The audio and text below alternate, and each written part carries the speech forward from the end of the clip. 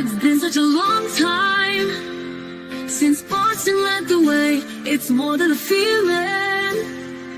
It's Mike and Tom to start the day. The heart of Massachusetts should be freedom, justice, and liberty. Freedom led pilgrims to Plymouth Bay. Salem trials had justice too late. The sons of liberty spilled the tea, and then the redcoats spilled their blood.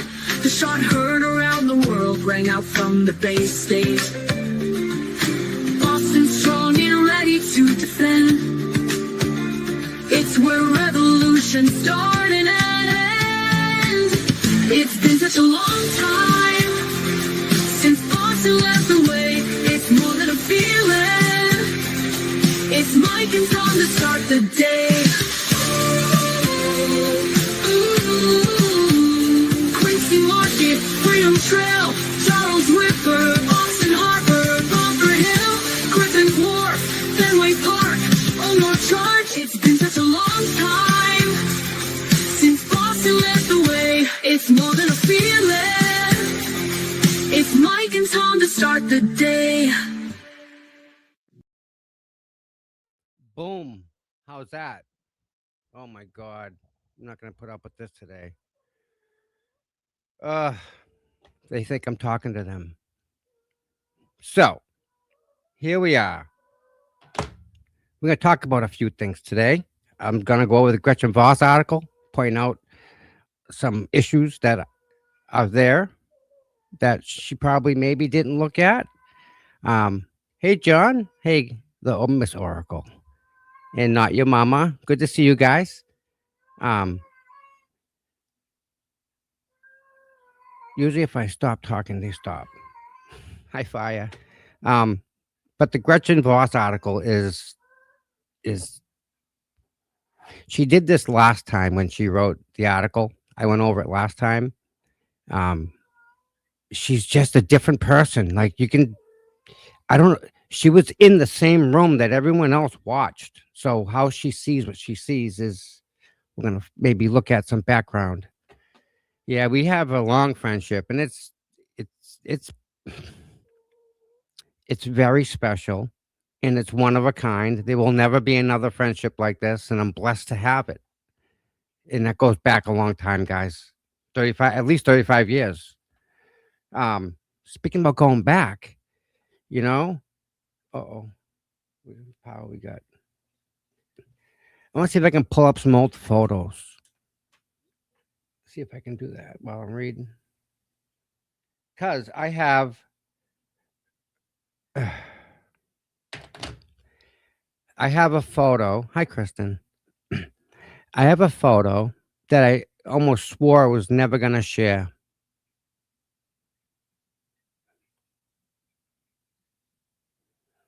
But no, this is different.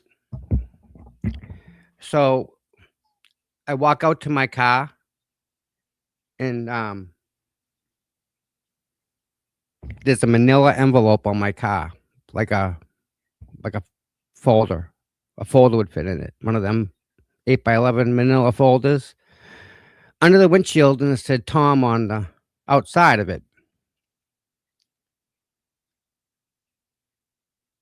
So I opened it up.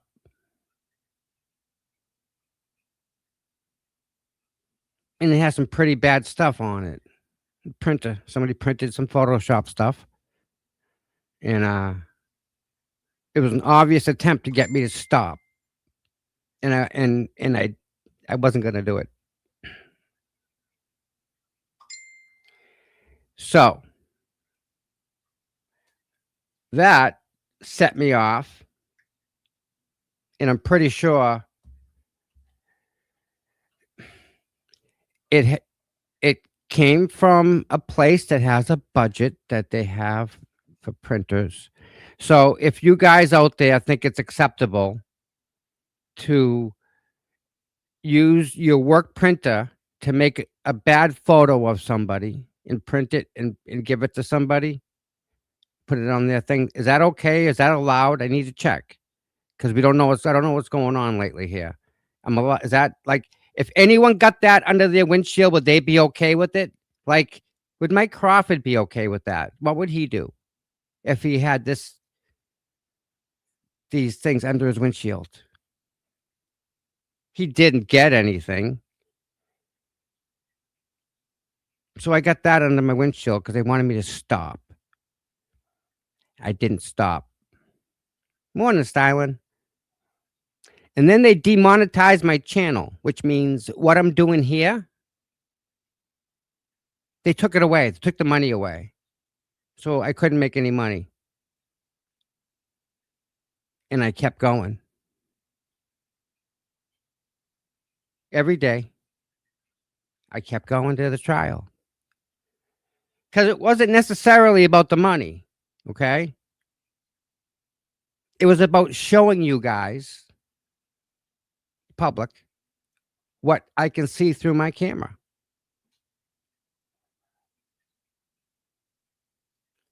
So I get this under my windshield. They demonetized me, and I kept going. Mike Crawford got an email from Kate. Well, I don't know, man. I don't know.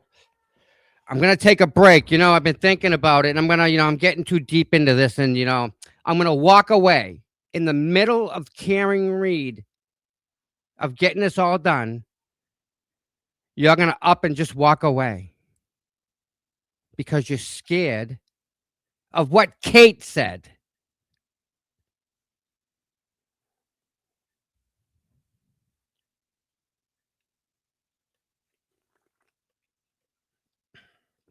Okay. Okay. You quit Karen Reed over Kate. And you don't have Karen Reed on your show, but you have Kate on your show.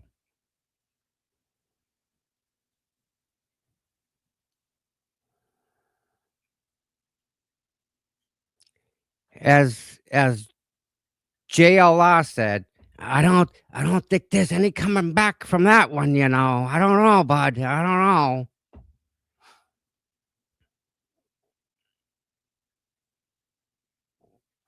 Okay, stop. I'm gonna answer your question because this is this legitimate. And if you want to come up and I can send you a link if you want to have a discussion about it, because I don't think people can understand this part. Okay, and it's not necessarily petty, right? Mike said, "quote You're simping for the guy." He said I was simping for Aiden. Okay, and I'm not. I'm not. I'm simping for the First Amendment. Okay? Now just hear me out for a second. Just like they used Karen Reed in Norfolk County and tried to get her charged with murder, which they did. They tried to get it to stick. It didn't. Karen didn't do it, but she's not the problem in Norfolk County. It's not a Karen Reed problem. They didn't wake up one day and say, let's just ruin this girl's life out of the blue for no reason. She was in the wrong spot at the wrong time. Okay? And Karen got railroaded by Norfolk County. It could be Susan. Hi, Sue. It could be Susan that just came in here. It could be her, not Karen. It could be any one of us. And that's what we were all trying to say. Good morning, sweetie. Now, do I think Karen is absolutely innocent? 100% innocent.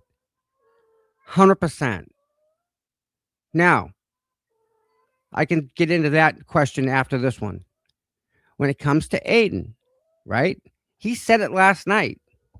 You don't have to like him to support him. We're not having dinner at my table. I promise you. Me and Aiden aren't like that. We don't go play basketball. So if I'm not friends with him like that, right? What am I standing up for? What am I standing up for? What am I doing here? I'm trying to bring attention to the First Amendment because Aiden is the Karen Reed of the whole situation with that.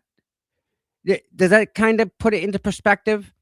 He's not the problem. They're going after the First Amendment, using him as an example. They tried to put the murder charge on Karen and use her as an example. So, do you know what I'm saying? Like, that's a problem. That's a big problem. And you don't have to like Karen Reed to support her. And you don't have to like Aiden to support her, because you're not supporting Aiden and you're not supporting Karen. You're supporting what the problem is. And I don't know what your problem is, but that's the problem. I don't get it. I don't see what's so hard to understand. Does that make sense? Did I answer your question, Sage? I hope I answered it.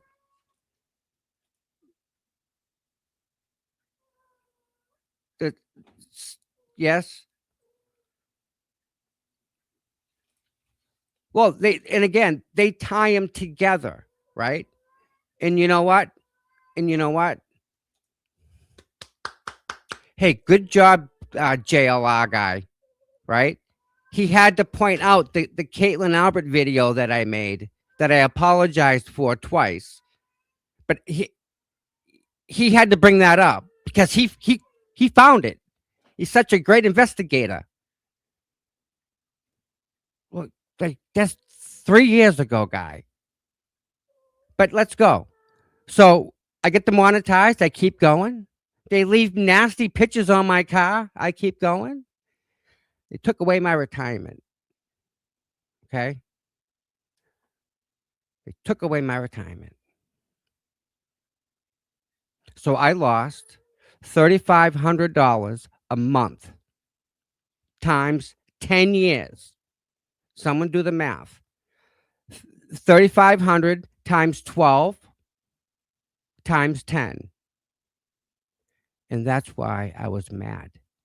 Now, the fact that she works in the insurance division for the state of Massachusetts and made a phone call to the people that have my insurance policy, and I have access to this, and it shows that, and the pictures may possibly show coming from a state-owned printer.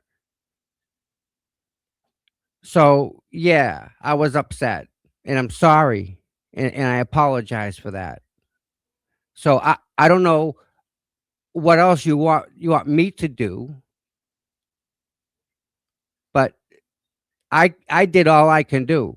You know, I made a mistake and I apologize for it, right? So I was upset. All that was coming down on me at the same time. So I lost my retirement, 3,500. I lost my YouTube, which was like 2,500. Gone. Poof. Poof. Bye-bye. So I am apologizing, Stalin, because Caitlin Albert works for a state agency that does stuff like this, we'll say. So there's your number right there. That's why I was mad, and that's why I said what I said. And I'm sorry, it was wrong. I shouldn't have said it. But that's what I lost. I lost that money right there. Gone forever. Poof. What did they lose? Did Mike lose anything? What if Mike lost that money? Would he be okay? Would would Mike Crawford be okay with that type of a loss?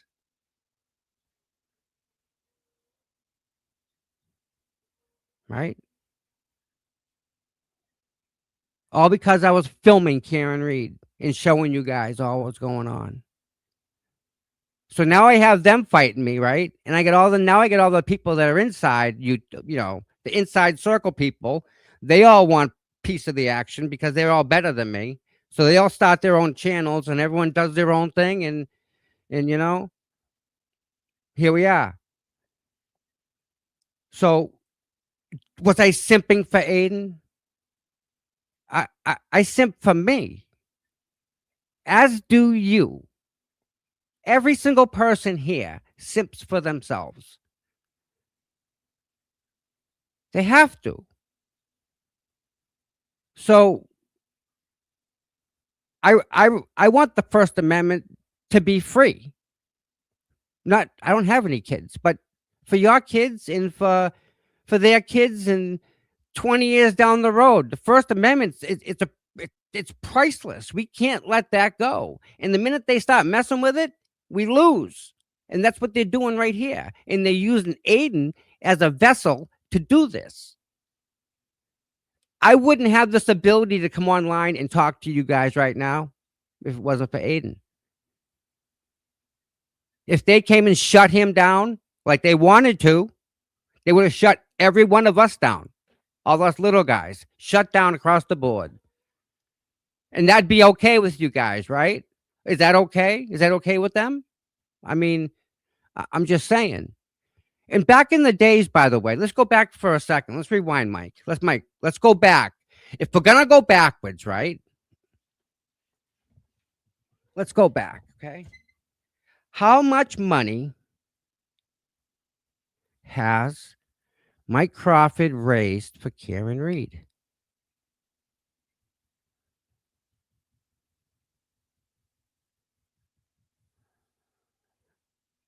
How much money did Mike Crawford make with Mark Bedrow on his channel? He made bank. I will tell you right now, as another YouTube creator, he made good money when he had Bedrow on. How much did he donate to Karen Reed? Because he was so excited getting his YouTube check, going to donate to Karen. He was really excited about that. You know, how much is JFK sent to Karen Reed? Just checking. Because I know me and my mods, by the way, me and my mods did a Star Drive-In thing and made thousands of dollars for Karen. We did that a whole bunch of times. We made a whole bunch of money for that girl. Didn't make the most, didn't make the least, but we all chipped in and we all gave to Karen, every one of us. And guess what? She got money. She got a great defense, and it worked. It worked, guys. What you did worked. That's huge. That's massive. But we did that, guys.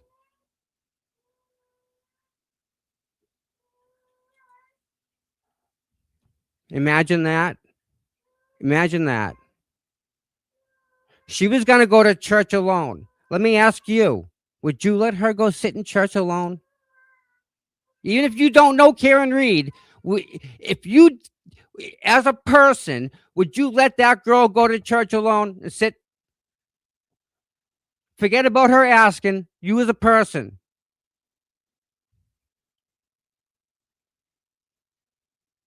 Think about that for a second. So I'll tell you what happened. Karen goes to this little church that we both know of. I've been there many times before. She was going to church with an older gentleman who was retired cop, so she felt safe with him there. He got sick, so she was going alone, and she didn't feel comfortable going alone. It was at night, clocks had changed, it was darker out, Boston, whatever. So I said, if you ever want company, let me know. She goes, well, I shouldn't say, I don't want to say the exact words, but in other words was, listen, anytime you want to come and sit with me, I'm more than happy. And I said, great. I said, we don't got to talk or anything. I'm not going to bring any cameras. It's not about that. So what's his problem with that? Would you let Karen Reed sit by herself at church? It's just church, guys. It's just sitting in the same freaking piece of wood. It's not a date. It's not a date, okay? It's definitely not a date. It's you being a nice person. If you had the chance to go sit next to her, just to sit next to her in church and make sure she wasn't alone, what would you do? What would you let her sit, say fuck her, sit alone? Who?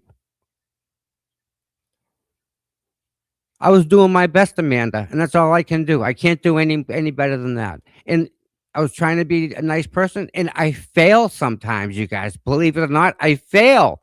They get a video of me yelling, jumping around like an idiot because I was being an idiot. I failed. I I have good days, I have bad days. I'm human, and that's I can't, you know?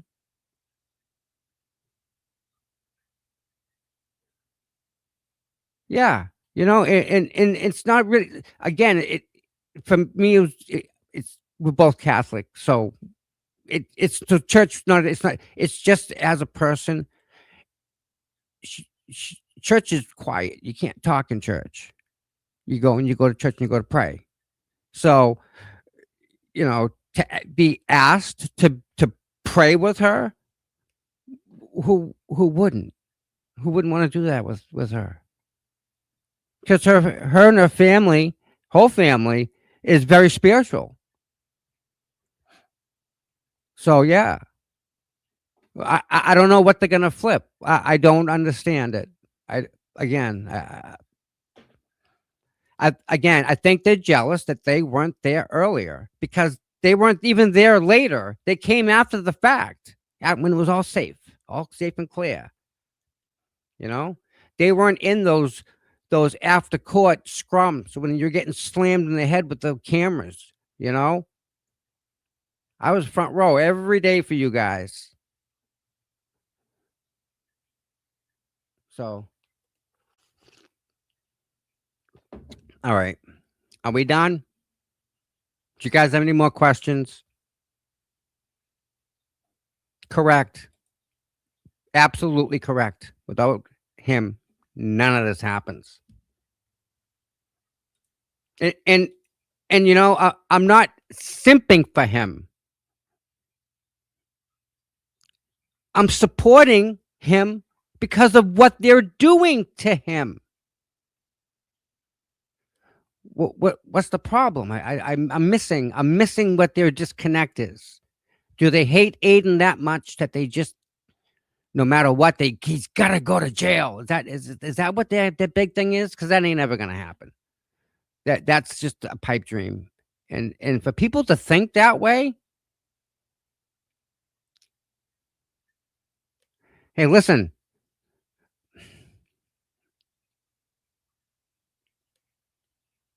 this is kind of what bothers me, and I've said it from day one. People don't understand what it's like to be in handcuffs when you're not free to go, and now you're custody of the state. Would you want that? Would you want to be custody of the state in any way? Uh-uh. Yeah. John, I think you're right, and it's sad. If it's about clicks and views, think about what they talk about, right? What substance are they giving you as a viewer? What are they giving you? Like, I don't understand. What's the draw to that? It's just what? I don't understand.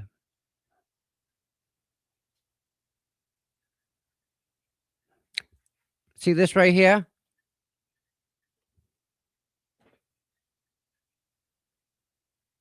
And even after all that was done to me and I lost all that money, I'm still here doing this stuff for you guys. Cause it ain't about that. If it was about money, listen, guys, if this was about money,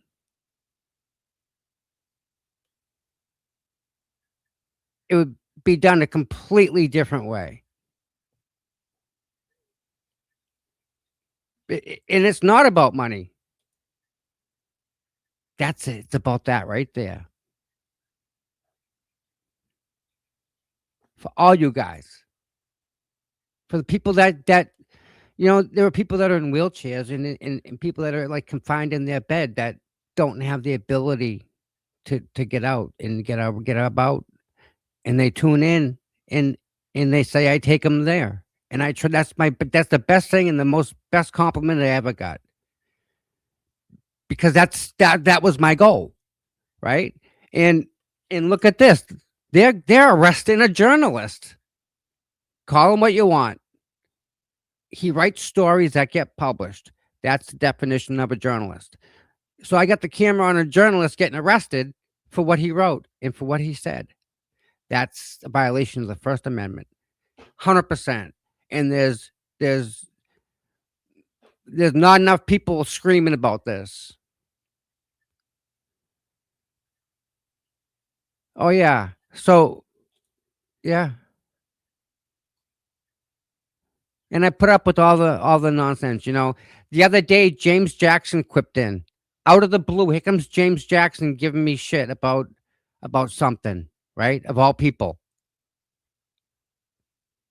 of all people. I don't think we want to go down. Oh, we're going backwards, James, because you want to talk about the Caitlyn video. Want me to talk about your ex girlfriend? We're going to go backwards. Is that what we're going to do? Just checking, James, because I want to go this way. But if you guys are stuck on stupid and talking about the video that's 3 years old, that, yeah, sorry, I was a little upset. Sorry. Sorry it offends you so much. Oh, sorry. You're sticking up for Caitlyn Albert? Is that what that is? Sure sounds like it. Yeah. They're both sticking up for Caitlyn because they're friends with Kate. Nice. Makes sense now. I swear man, they're all the same, man. They're all the same people. Kate Jackson. Yeah. And they're hanging a freaking a jail sentence over his head. I'd be crying too.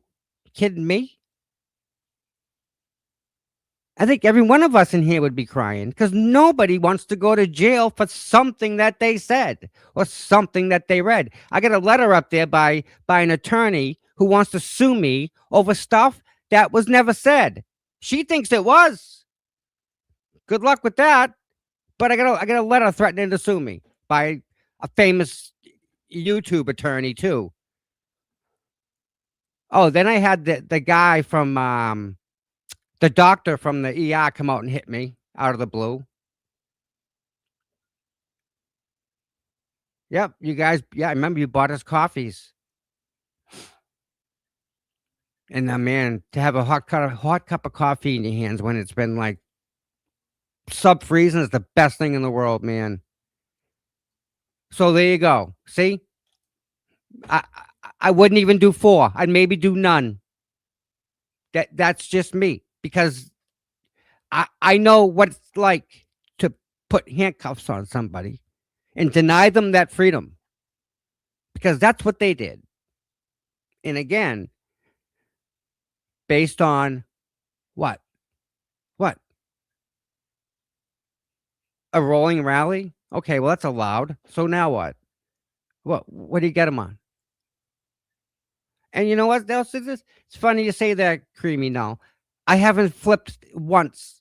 I haven't stared off the path, not once.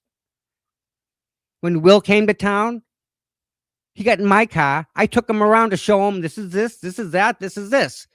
I didn't have to convince him, didn't have to tell him nothing. I just showed him.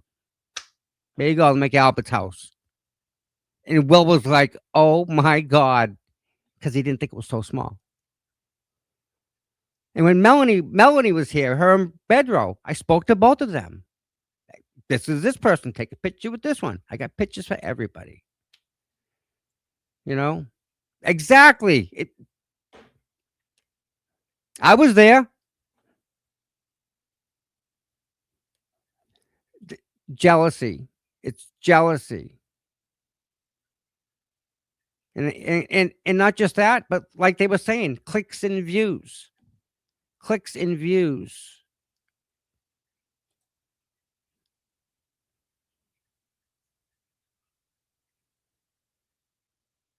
Yeah. And you know what? I don't know. I'm not saying it. I'm not saying it. We um we just did a parade for Aiden. I'm sorry, we should have said we're in a parade and Turtle Boy was featured in the parade. It's pretty cool. So let me put this up on the screen. Miss Gretchen Voss. Mrs. Voss. Oh.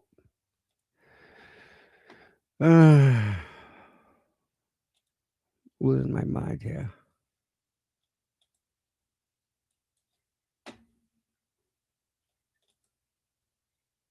Come on. This infuriates me, this stupid article.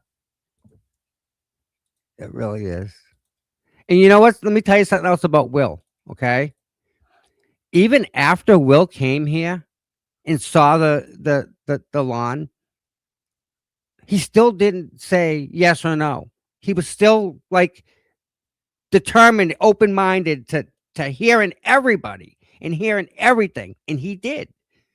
You know, the Vegas cops, they were there too, right?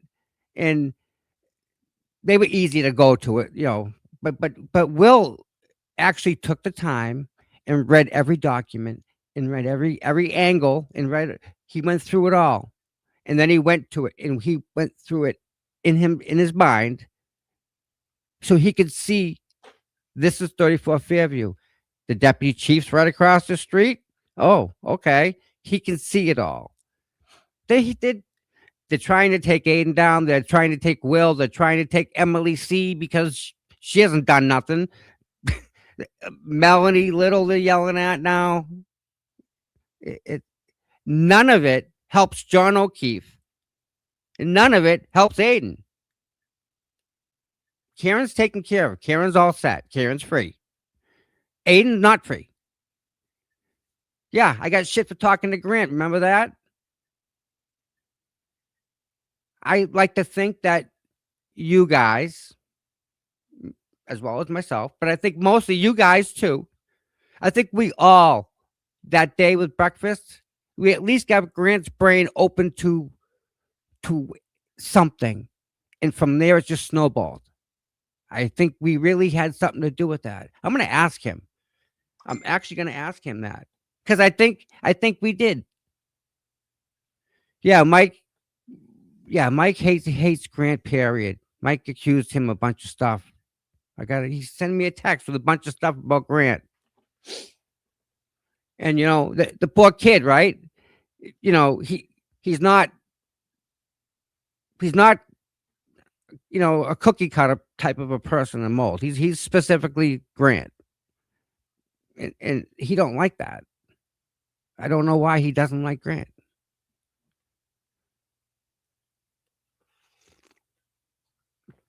Either way, he got so scared, he ran, he took off, and he bailed. He bailed on everybody. And that's not me making drama. That's a fact. He left. Don't care why. Why is not relevant.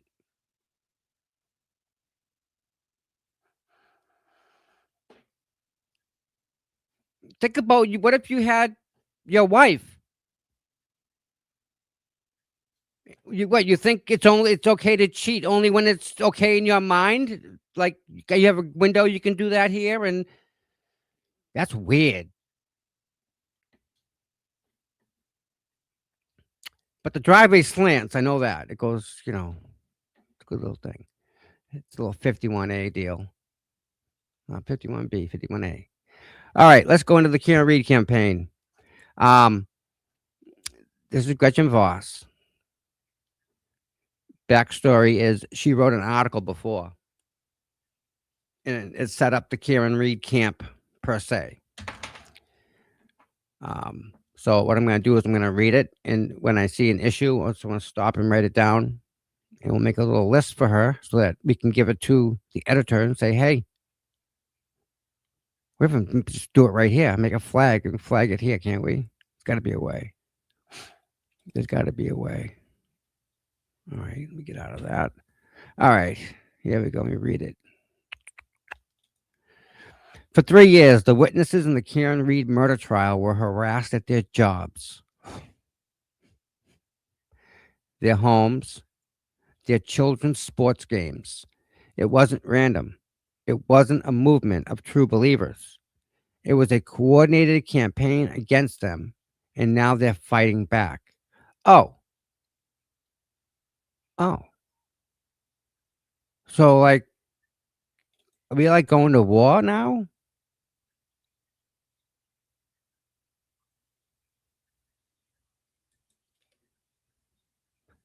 So, issue number one, at their jobs. Chris Albert, I give him that one, okay? We're going to be fair here. We're going to be fair. Their homes, okay, I can give them that. The children's sports games, no. It was one game. It wasn't games. See how she has an S as plural? It was one time. It wasn't random. It wasn't a movement of true believers. Another thing here. It was a movement of true believers. It was a movement of amazing people that believed that she was innocent and that the facts don't match what's in front of us.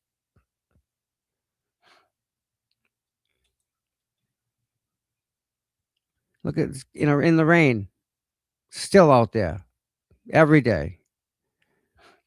Jen McCabe spotted him coming across the bleachers at her daughter's lacrosse game. Aiden Kearney, the blogger, oh my God, who goes by the name of Turtle Boy, arrived in a mask and then pulled it off. He wasn't hiding. He shoved his phone, the video rolling, into her face. Hey, Jen, are you worried about what's going to happen to your family when you go to jail? She looked straight ahead from under her baseball cap, trying to ignore him, trying to disappear as other parents gawked. Jen, did you think you could outsmart Kieran Reed? Yes or no? School officials eventually moved in and escorted Canny from the stadium in Billerica. But he didn't go quietly. Cop killers, that's what they are. They're cop killers, he hollered as they walked out. All right, again, to be fair, this whole thing here, okay, I can see that happening. Yeah, we give this to them as what happened. I'll concede that, right? Hey, Dave, how you doing, bud? I'll concede that. I'll give him that. Okay. Yeah. School officials eventually moved in and escorted Canny from the stadium in Billerica. He didn't go quietly. Cop killers. That's what. All right. I'll give him that because that was also in the video. So I'll give it. That happened. Um, the cop he was referring to was John O'Keefe, a Boston police officer found dead in the snow in Canton on the morning of January 29th, 2020. He had last been seen alive earlier that night after drinking at two local bars when he got into the Reed's Lexus SUV with her during a nor'easter. All right. We're good so far, right? Ooh, what's this gold coin thing? Jewels. 10 jewels. Sarah, thank you. Thank you. Hi, Dave, new member. Sarah's got these jewels kicking off. What's this going on? I don't understand. Is that a jewels good? Connie. It's Connie. Okay. Aiden Connie. Not Kenny. Connie. Okay. They did it to Tom Beatty and his daughter, too. Yeah, they arrested Tom Beatty. Think about that. Again, just to shut him up. Freaking poor guy. Dejana Perkins is another great corner. Mm. That's okay, dear. No big deal. It's good. Just reading. It's okay. But there's other stuff I got to send it to you. Um, nice. All right. Back to this real quick.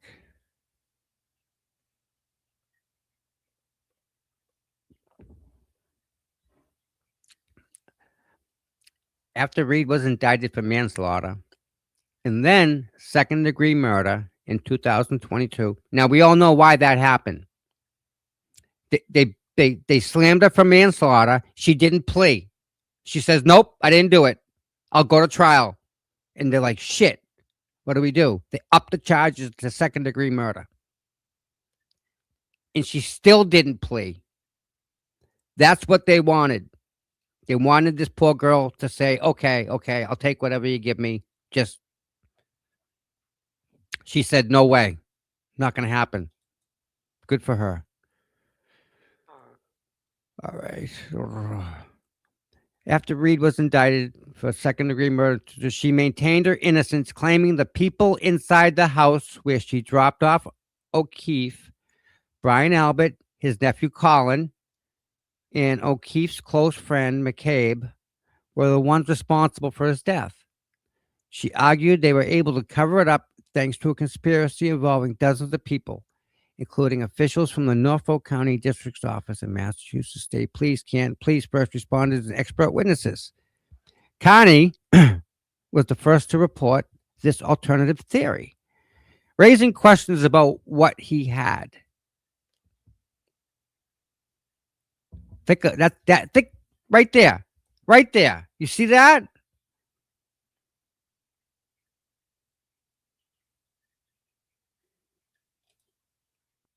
Are you telling me the government doesn't want his data?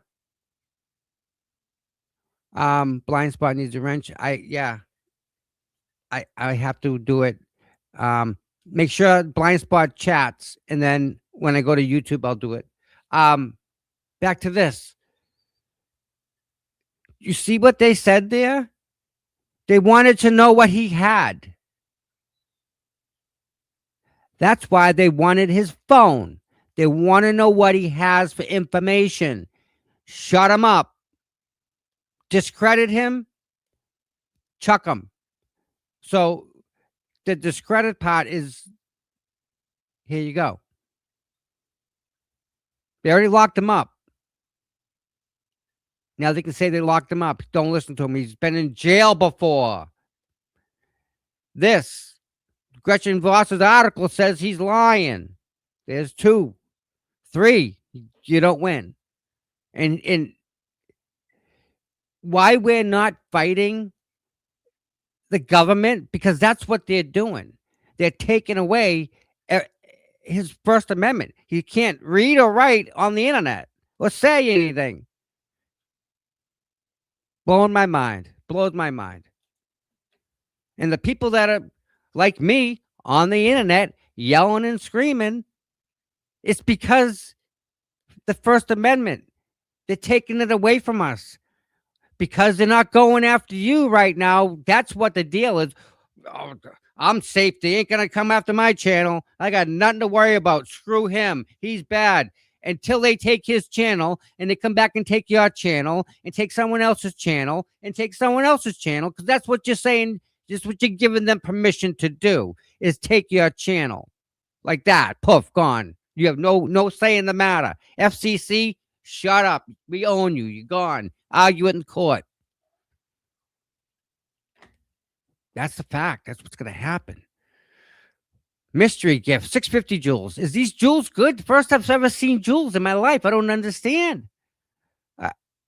I'm happy. I'll get jewels. 650 jewels. Yeah. They don't care about the First Amendment. They really don't. Connie's coverage. He has published more than 550 blog posts in his Canton Cover-Up series, along with thousands of tweets and hundreds of live streams. Spawned a free Karen Reed movement that spread across Massachusetts and beyond. All right, we can't continue on. We got to stop right here, bitch. This we took this around the fucking world. Think about that. All of us, everybody here, we took this thing around the planet Earth. If there was somebody on the moon, they would have saw it. I promise you. This thing went around the planet, guys. Almost every country in the world was out there. They donated. So if you're going to be fair, be fair. Don't just say Massachusetts and beyond. That's not fair. I'm going around the fucking world, girl. Here you go. Fueled by quasi-religious fever. Yeah. Because guess what? All these people here worked for it. They deserve credit. And you're not going to discredit them because these are good people. They all shared these streams. They all sent it around the world. Everybody did. You don't understand what it takes to do that. Your shit ain't going around the world. I promise you that. But yeah, all of us did that because they're good people. The movement cast the witnesses as villains and public enemies, accusing them of framing an innocent woman to evade justice. Okay? I'm going to be the opposite of her. Okay? So we're going to say that she's a liberal. Going to say that. But what we don't have right now, we don't have a defendant in any way for John O'Keefe. Who? Who are they looking at now? Tell me they're continuing the investigation? Yeah? You're still looking for John O'Keefe's kill. You're this close, right? It's just nope. And of course they're gonna say blame Karen. Of course they are. Their job depends on it. All right, let's keep going. But yeah. None of the witnesses were ever charged with a crime. But the rage unleashed against them irrevocably altered their lives.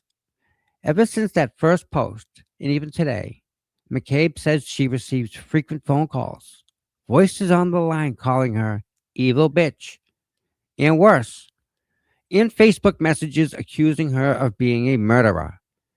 People drive by her house, take pictures, and send them to her to let her know they are watching. One time, someone edited a photograph of McCabe's daughter and added the caption, property of Turtle Boy, as well as digitally generated semen on her face and leg and sent it to her. McCabe's email and bank accounts have been hacked. People wore t-shirts and hoodies with her picture, which at one point were the hottest selling items in Turtle Boy's website merch store. Similar harassment also played out for other witnesses, like Sarah Bagel, maybe. There's a whole bunch wrong with that paragraph there. Whole bunch wrong. Now, I don't believe Jen McCabe. How can I put this so it comes out right? All right. I don't think Jen McCabe's lying about this, okay? I'm pretty sure that there's people out there that would maybe send her an email or drive by and yell and scream and yell at her or whatever. But it's funny how they're complaining about a photograph that was edited to depict something nasty. Well, guess what? So did I. There's a common denominator here. If anybody can get that picture that she talks about or references, the one that she says was made here, if anyone has it, I need to see it. I need to see if the Photoshop is done the same way as the one that was done with my photo. because then we'll know who did it. But that's a whole nother thing. Um, the new printers, you don't know this, but um, I don't know if you guys know this. Hold on.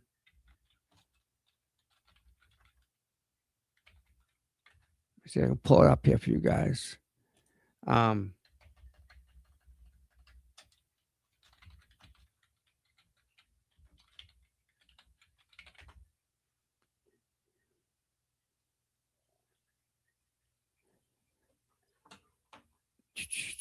I'm looking for it here. Um, let's see. Digital fingerprints.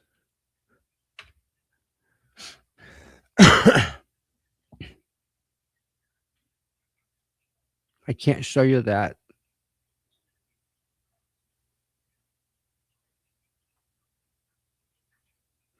Oh,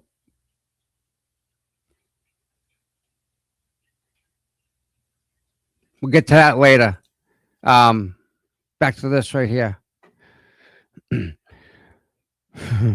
What few people know, though, is that the harassment of witnesses and anyone who dared to question Reed's defense, including this reporter, who has covered this case since its early days, was in fact orchestrated by Reed herself and, at times, coordinated with her defense team, according to now public text exchange between Reed and Connie, often through an intermediary.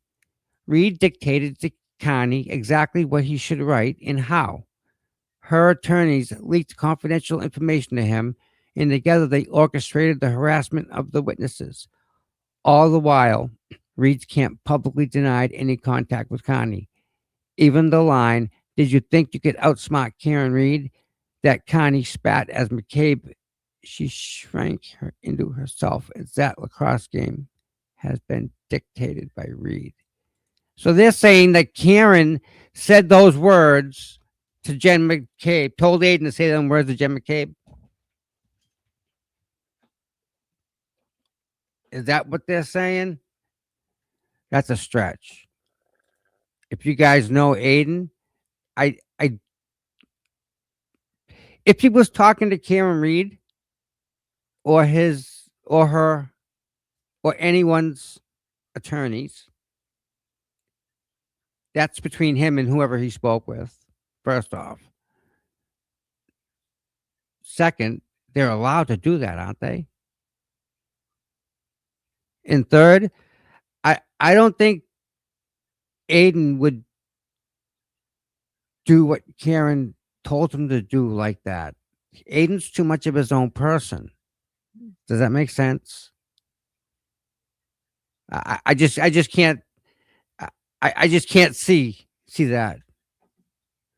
But this some of this stuff isn't right there, girl.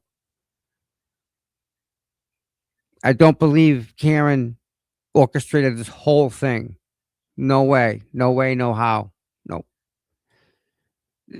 She she was too deep within her case to be playing online with you know, no.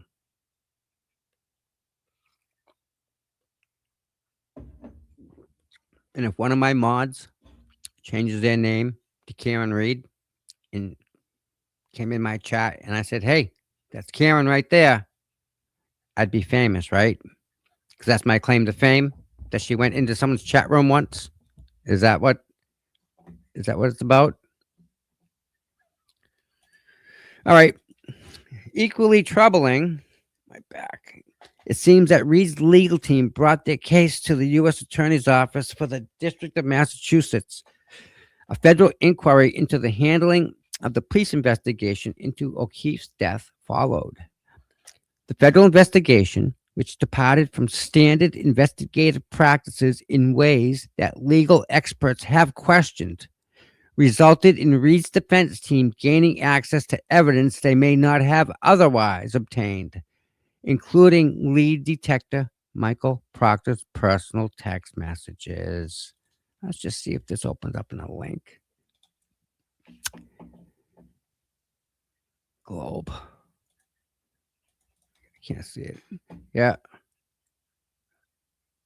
No. All right. Yeah. I'm not sure about that.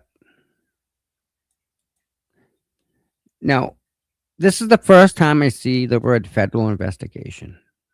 Can we talk about this for a second?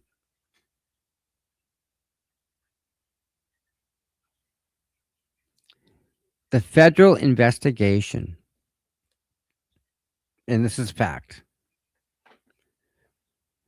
was going on for a long time. If I said 10 years, it would probably be 10.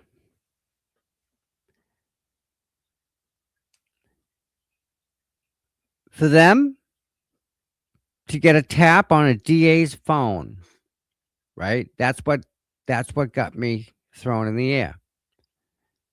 Cuz you don't tap a district attorney's phone number, but they did. Now, the FBI was in town before Sandra Birchmore got murdered because they were in town because of all the video evidence that was presented to them in regards to Justin Root. And here's how it ties back, guys and girls.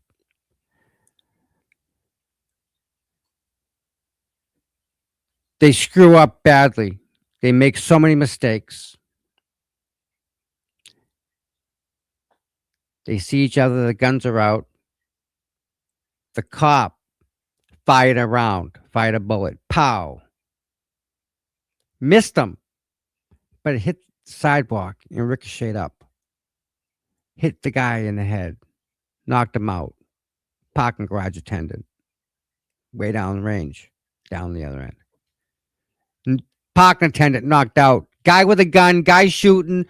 One person down. He took off on foot driving. Chase him. They chase this kid. They chase him down. His fucking car gets wrecked. He stumbles out of his car onto a mound of mulch. And they surround him. And they fucking unload on him. All of them. They just start shooting. And the poor kid's laying there. Now, there's a good Samaritan in the parking lot and sees the accident that happened because it happened at the lights. So she was watching the whole thing for whatever reason. And she sees him coming up and stumbles onto the ground because he was hurt from being shot in the car accident. He collapsed on the mulch, and here they come. They surround him. Pow, pow, pow, pow, pow. It wasn't a good shoot. It was bad. It's not a good shoot. But guess who investigated it? Because it was Boston PD and because it was Mass State Police within the Boston Police Department sphere, kind of like how they take care of Logan, they do Mass General area too. The cop had someone else's gun. He had his partner's gun on his waist when he shot. Everything was just so fucked up badly. But Yuri Buchanan determined it was a good shoot. So now, Norfolk County DA determined that Boston and the Mass State Police unit in Boston that were involved in the chase, in the shoot, yeah, they didn't do anything wrong. Yuri said they were good. The FBI was in town because of that. It wasn't a good shoot. It was bad. They know it was bad. And then Sandra Birchmore dies.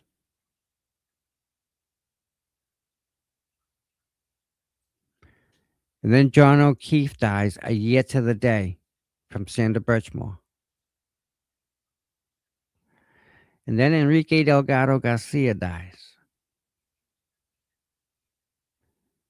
If you guys think the feds are gone, let me tell you, they live for this shit. This is what they do.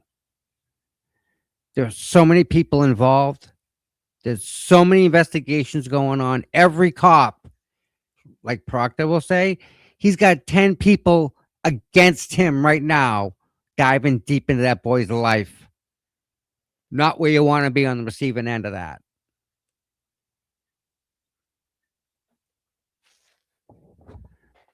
All right. The federal investigation ultimately went nowhere, but its mere existence lent legacy. It did not go anywhere. Whenever the feds find a piece of information, it resets the clock. So if they did an interview today of, say, Brian Albert, the clock gets reset. They have 2 years to find another piece of information, and then they get 2 years on top of that, and they find another piece of information, and they get 2 years on top of that. It's 2 years after the last piece of evidence is when it can be closed. Not saying it goes, but it has the ability to be closed after that's met. You guys get that? Hey, Crystal. All right. Uh, but its mere existence lent legitimacy to Connie's accusations, gave public much of the impression that the witnesses might be perpetrators of the crime, and quite possibly affected the outcome of the trial itself. Meanwhile, instead of protecting witnesses to a crime, the feds left them hanging out to dry as harassment, fueled by public knowledge of the federal investigation itself, continued to upend their lives. Jeez. I don't know about you, but I've never had a federal investigation be part of my life ever. How about you? Have you? Is this normal? I I want to go there, but I can't get there. I see it. Yes. I can't. I can't. I can't. Yes, but I can't. You got to help me. CPUTOM at Gmail. Figure it out, because there's something going on there. It's so hard to put it into words. I can't. It's just something's off. No, you're right. I wasn't falsely accused of murder. That's correct. You're absolutely. I give you that. You're absolutely correct. You're right. I wasn't. They just took my money instead. But that's okay. All right. Now, a little over a year after Reed was acquitted of killing O'Keefe, the witnesses, who continued to suffer harassment, are taking matters into their own hands. They have secured legal representation from famed Sandy Hook lawyer Chris Maddy. He's gay, right? Who took down Alex Jones and won the largest defamation verdict in U.S. history, and are suing Reed and Connie for defamation. I love John, and I loved his niece, Kaylee, who called me at 4:53 that morning, McCabe says today. All I did was answer a call and try to help, and for that, my life has been destroyed. Well, no, Jen. No. If she fights it, it's going to be an issue, or she's going to be a scene. No. You tried to set her up. That's it. She was the outside. Do you realize Proctor wasn't supposed to work that day? I keep telling you guys, this was not his body to work.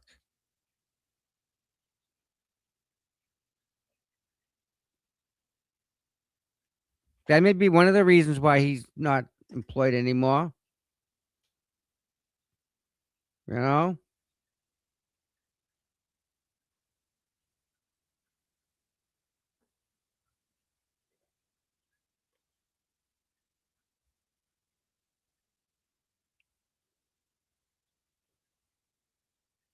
All right.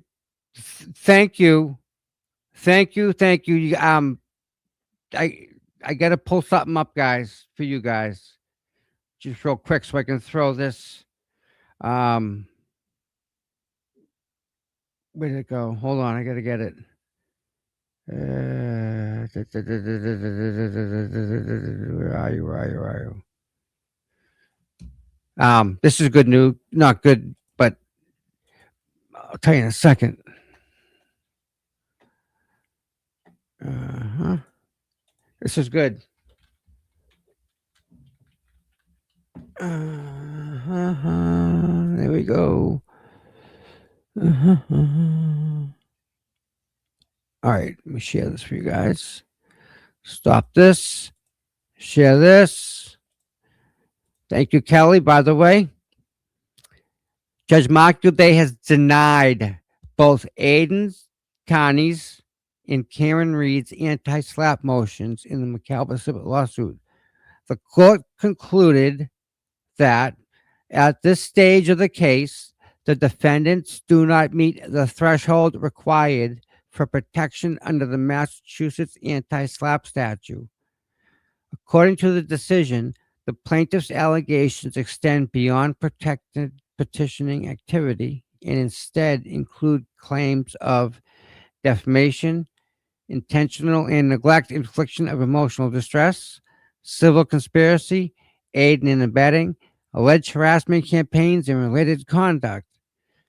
The judge wrote that many of the alleged statements cited in the complaint were directed to live stream audiences, blogs, social media, private residences, and public events, not to government bodies or proceedings. Huh. The court found those allegations, if proven, are not automatically protected as petitioning activity under the anti-slap law. For Karen Reed, the court also pointed to allegations involving statements made to documentary filmmakers and claims that she shared information with Connie. Finding those allegations likewise were not shown to fall within the anti-slap protection at this primary stage. What the frig? Why can't she talk to whoever the frig she wants to talk to? I don't understand. Important. This is not a ruling on whether the plaintiff's allegations are true or whether the defendant is liable. The judge did not decide the merits of the defamation claims. This ruling simply means the court found the defendants were not entitled to have the lawsuit dismissed early under the anti-slap statute, so the civil case will continue. The fight's far from over. Discovery, depositions, and future motions remain ahead before any determination on the underlying claims is made. Buckle up. And there you go. So, interesting. Very interesting. Well, Aiden said it too last night, didn't he? That we knew that was going to happen. But they're trying to, what Aiden says to her, what she says to him, or what Karen says to me, that's protected. I'm not giving that up. I don't. It's funny with the lawsuit with the state police, right? They wanted all the correspondence between me and Aiden. Well, your first answer is no. You're not entitled to it. He's a journalist. I'm a journalist in a way. The court sees me as a content creator. I guess I'm somebody. So by being me, I give him information It's no one's business, especially yours. So no, you're not getting any information from him about him. No, because Aiden Carney has nothing to do with your trooper throwing me across the street. What's he got to do with that?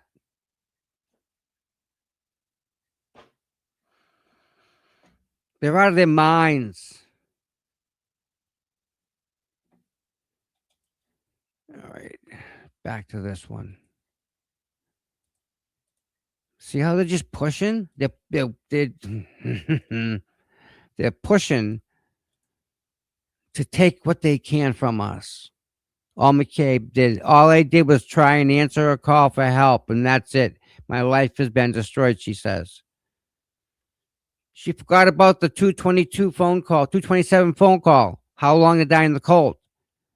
Where John O'Keefe happened to be dying in the cold.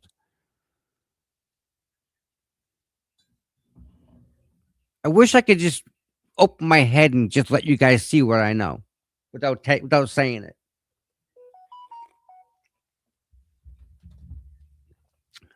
John was not hit by a car in any way. Um, mm, Roger that.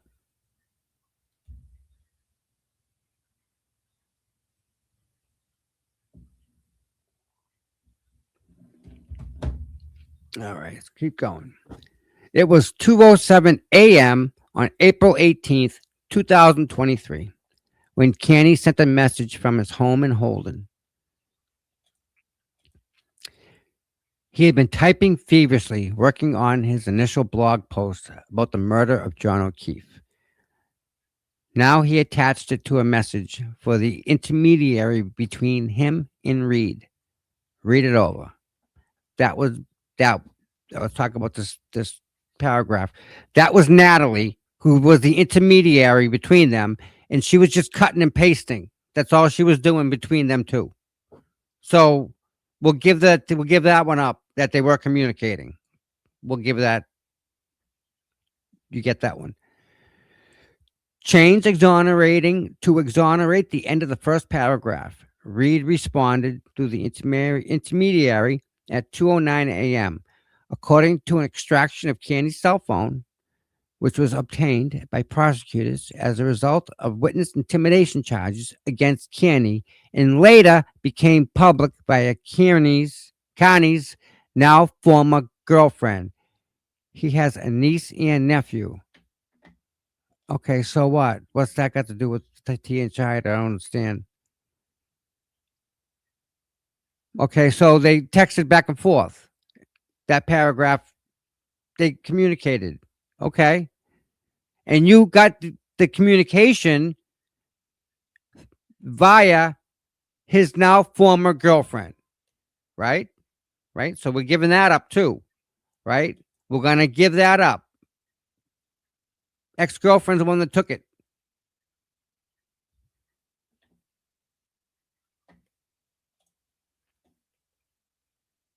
Okay. 2:14 a.m. Reed sent another note through the intermediary. Carrie Roberts repeated the same story as Jen. She kept sending edits until 3:06 when she was satisfied. Amazed ball sauce, she wrote, according to phone extraction. Thank you so much. Okay, so we'll give this to them. We'll say that this happened. All right, we have no reason to believe it didn't. Karen Reed was okay, obviously happy because Aiden's got a way with writing. I mean, he has talent there. He's got something. So Karen obviously saw it and was obviously happy with what he wrote. Blog post number 1. And here we are. And we're not here. We're not all together if that didn't take place. That whole conversation right there. Think about that. That's messed up. All right.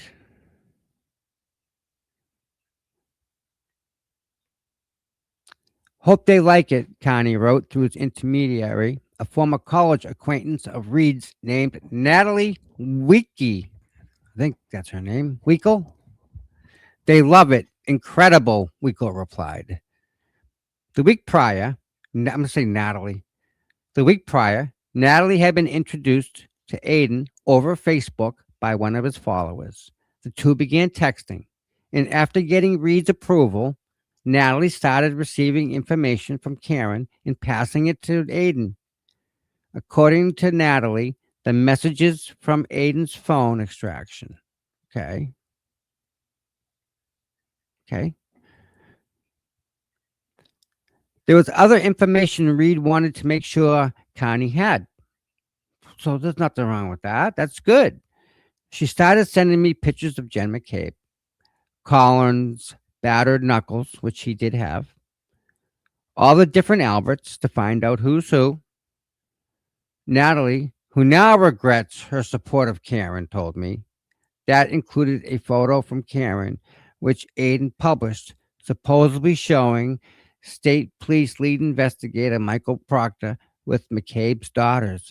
In fact, they were not McCabe's daughters. We proved that over and over and over and over and over again. Man, you fucking slow or something, lady? How can you say that? Those are Jen McCabe's kids. Two of the three are. Wow. Wow.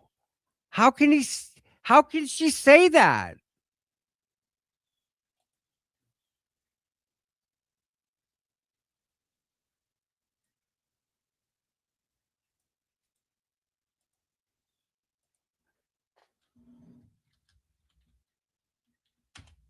That's bullshit. That's getting sent. Wow. Connie was an unlikely person to take on this role. Hmm. Less than 2 weeks after O'Keefe's death, the prior year, he addressed the case on a YouTube live stream. Real quick, let's pop this open.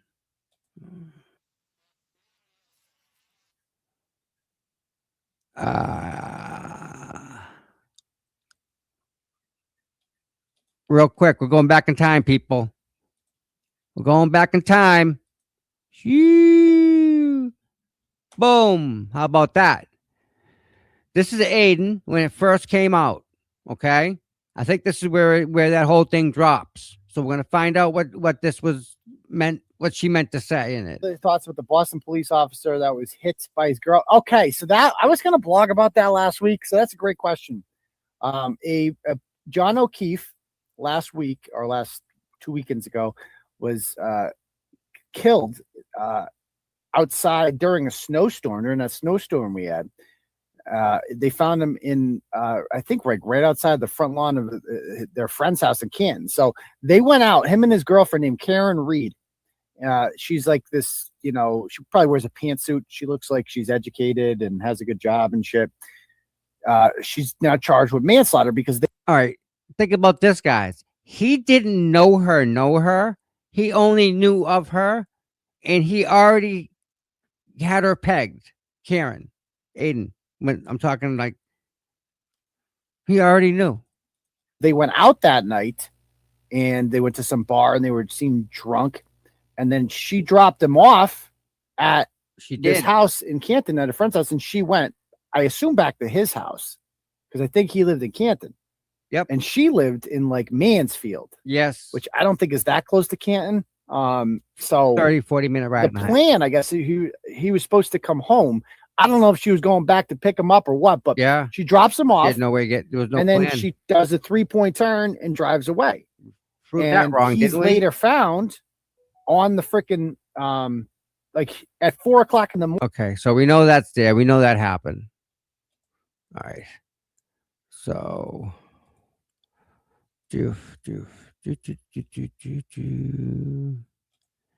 bang. All right. Wish I could make this bigger so I could read it on that screen. That help? Um,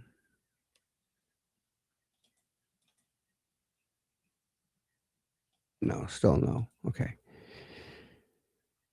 All right. Connie was an unlikely person to take on this role. Less than 2 weeks after John O'Keefe's death the prior year, he addressed the case on a YouTube live stream. No doubt she killed him because obviously the taillight was out. But who the fuck intentionally kills someone by backing into them? He told his fans. He speculated that Reed was drunk and had driven into her boyfriend by accident. Okay. That, however, was before Reed and her lawyers started giving him access to information about the case to report for them, which could make him a star, an award winning journalist, even. Please tell TB he will get all the credit from my camp when this blows up. And when I talk to Dateline next, Reed wrote to Connie via Natalie.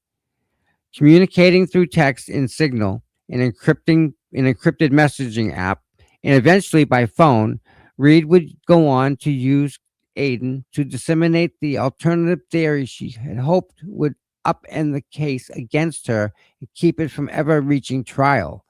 Karen did not respond for requests for comments. Aiden called himself an investigative reporter, but his first blog was based entirely on court documents from the defense, including a motion and a 92-page affidavit filed 5 days earlier on April 12th.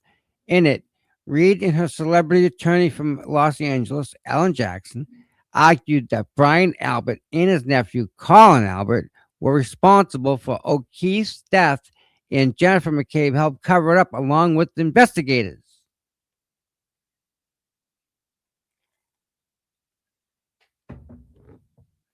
It's all true. Jen McCabe's name, think about this. Her name is in every single thing. She went to the ambulance people. She went to the police department people. She went to the FBI people or the state police people. She went to them. Jen. She went directly to the EMTs. Oh, he's over there. And she couldn't look at John. She went to the cops a couple times. She kept feeding them information. And then the third time with Proctor.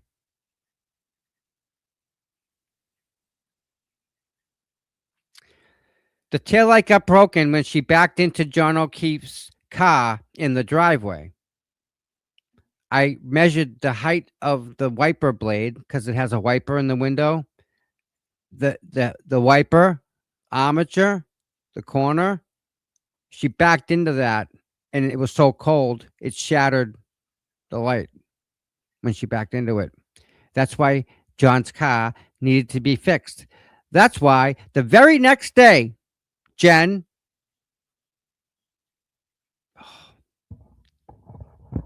I hope the people that prove this story watch this and listen to what I'm going to say. The very next day after John's in the hospital, still in the hospital, they just dropped him off. 6:30 in the morning.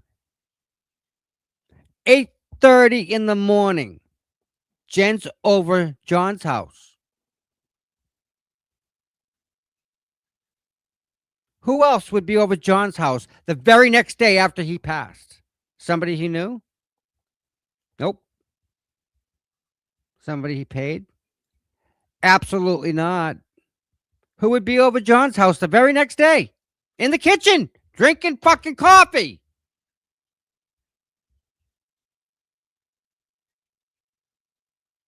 Officer Brian Wanless.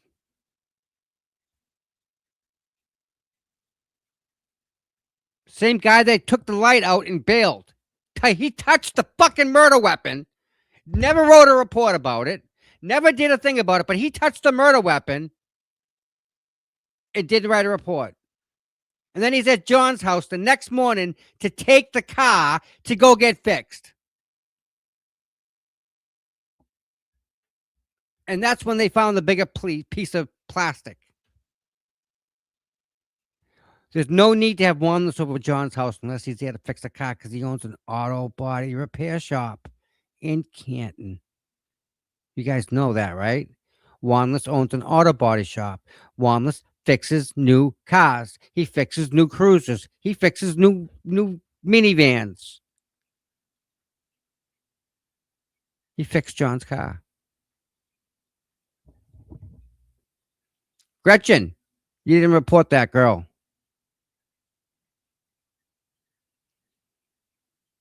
All right, what's up with Tweety?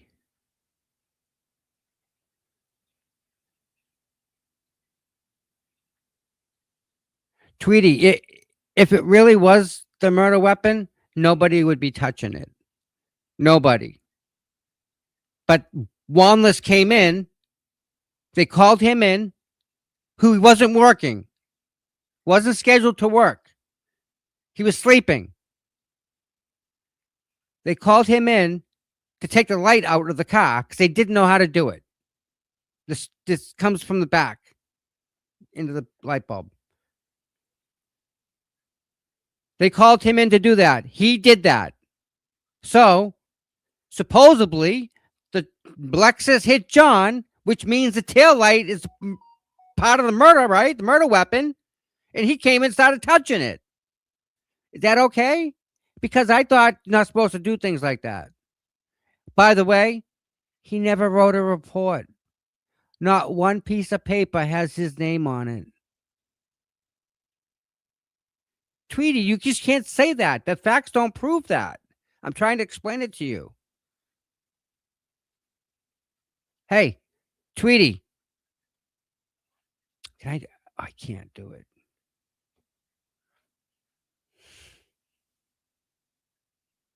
Brian Albert on the stand. He was talking to everybody on the phone, right?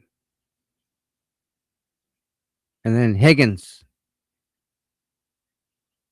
I know for a fact that he was on the phone at a certain time.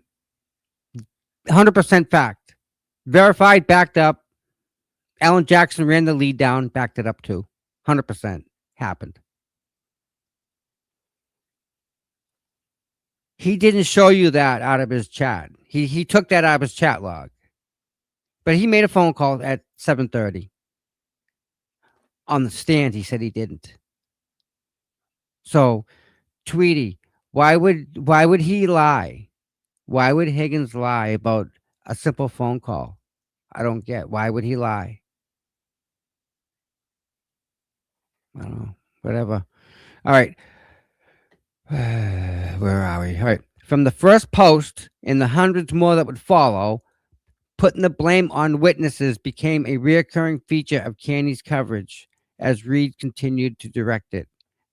See, that's not true. That whole paragraph acts it. It ain't true. She's got nothing to back up that allegation. What does she have? What does she have to prove that that's true? Anybody out there? Anybody? What facts are there that prove that true? She doesn't have any.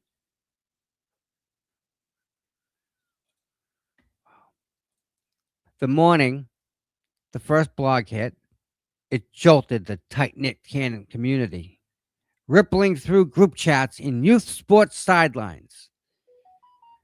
The witnesses' phones started blowing up, their DMs filling with questions and accusations. In the face of the online harassment, the witnesses rushed to shut down their social media accounts. Reed appeared pleased with the fallout. They're all folding, she texted Canny through Natalie. So, there's a lot here.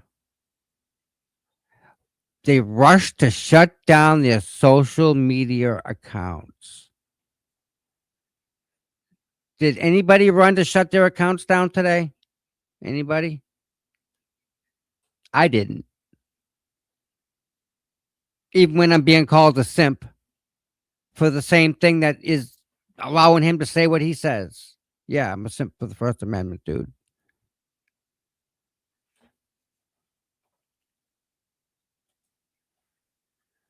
All right. Tight knit community, huh? Canton? They're tight, all right. So tight that the freaking police department can walk next door and steal steak tips. As many as they want. Right, guys?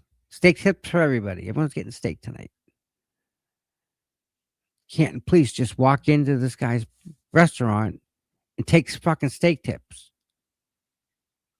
Pounds and pounds and pounds of steak tips. Cops do nothing about it because everyone's getting free steak tips. All right.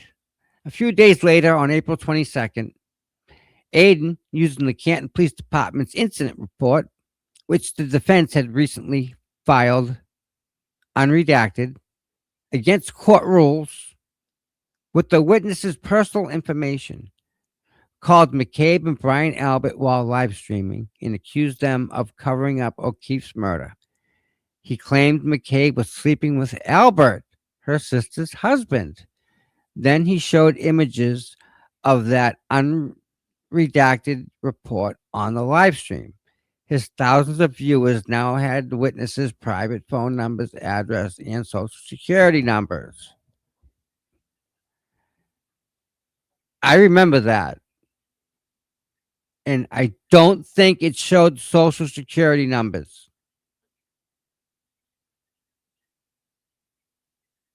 I don't think it showed social security numbers on that. I remember that was a whole mess. So she's wrong here. She's absolutely wrong. She's making it seem like it's no, no. After Aiden's stream, Karen's local attorney, David Giannetti, texted to congratulate him. That was priceless. Great. Great fucking show. Really enjoying the turtle reporting, he wrote, adding that Aiden mispronounced his name, but I loved how you followed it up by that. Proves that I'm not talking to them, according to Aiden's phone extraction. So his own phone extraction proved he wasn't in talks with them. So how? How?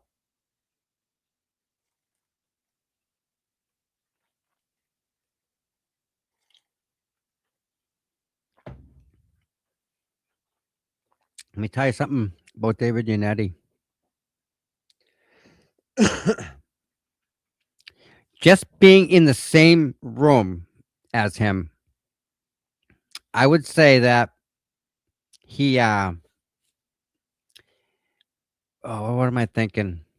He's very intimidating, but in a good way. He's very I want to say analytical, because when I was talking to him, he was sitting there and you could just see the numbers and gears and stuff all ranching in his head, going like he's that smart, and he doesn't let it show. But yeah, David Yannetti is just an amazing human being. An amazing human being. The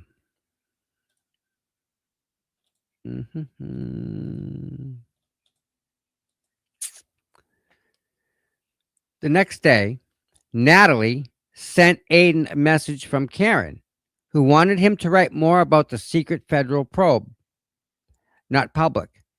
The feds have been involved longer than anyone is likely guessing, Reed told him. That's interesting, isn't it, people? A week later, Natalie relayed confidential federal grand jury information that Karen should not have known about.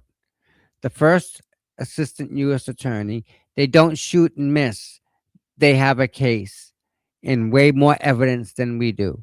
I know this for a fact. Jen McCabe testifies this coming week. I'm not sure about the others. This is not going to trial for me. It did. That's the problem. It did. Donna Rash, thank you so much, girl. Wow.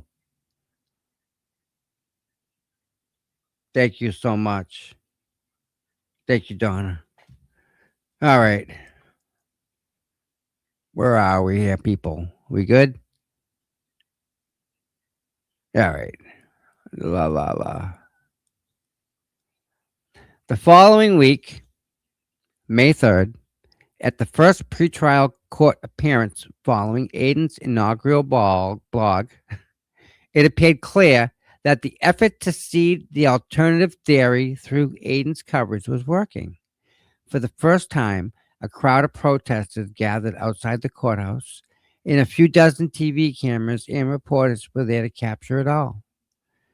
They were all clapping, Jackson told Boston in 2023. And then as we walked in, the door shut and they started applauding. And we realized, okay, things have just shifted. Okay. That's, I would give that a true, overall true, that paragraph. You can concede that one. Inside the courthouse, the next step in the campaign was about to unfold.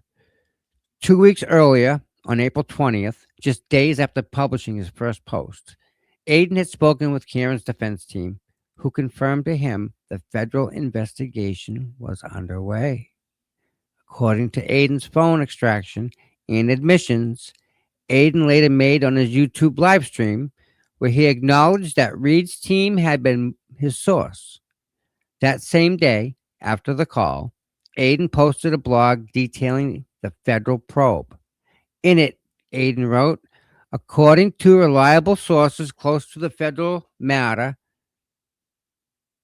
a grand jury has subpoenaed multiple witnesses who were in the home of Boston police officer Brian Albert on the night fellow BPD officer John O'Keefe was killed. The FBI has taken over the investigation and they have visited the homes of multiple witnesses. He confirmed with 100% certainty that Jen McCabe received a subpoena, even though federal grand jury information is supposed to be strictly confidential. At the time, Aiden publicly denied, including to me, while reporting my story in the subsequent months, that he had any contact with Reed or her team. On a later live stream, he acknowledged that he had lied to me at Reed's request. Okay, so that's what it's called being a reporter.